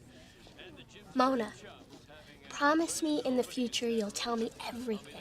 Okay. You were totally bald and wore a baby wig until you were 2. God, you're just like your mother. And don't forget, tomorrow I'll be doing the weather live from the cell of the Birdman of Alcatraz. I'm predicting it'll be lonely and damp with no chance of escape. Now it's my pleasure to introduce an amazing talent and our biggest donor today, the one, the only, Dee Dee LaFontaine. Dee Dee LaFontaine? What? Did somebody say send in the clowns?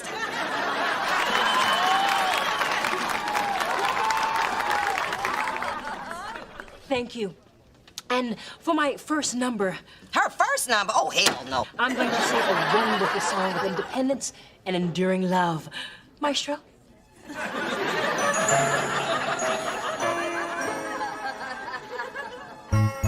Like a sweet and morning dew, I took one look at you, and it was plain to see you were my destiny. With arms open wide, I threw away my pride. I sacrificed for you, dedicate my life to you. I will go where you lead, always there in time of need. And when I lose my will, you'll be there to push me up the hill. There's no looking back for us. They both have some pipes. Sing it, sisters. That's enough. You're all I need to get by. Even for Texas nest, for you I'll do my best. Stand by you like a tree, and dare anybody to try move me, cause we got the right foundation. And I married both of them. What was I thinking? You're all I want to try for and do a little more for. All the joy under the sun wrapped up into one. You're all I need. You're all I need. You look so beautiful in your wedding pictures. I can barely tell you're pregnant. Thank God for cousins who cheat on Weight Watchers. Wait a minute. Who's this one on the pillar? It looks like my mom. She was at your wedding? News to me. But it does explain who snapped the bride's head off the wedding cake.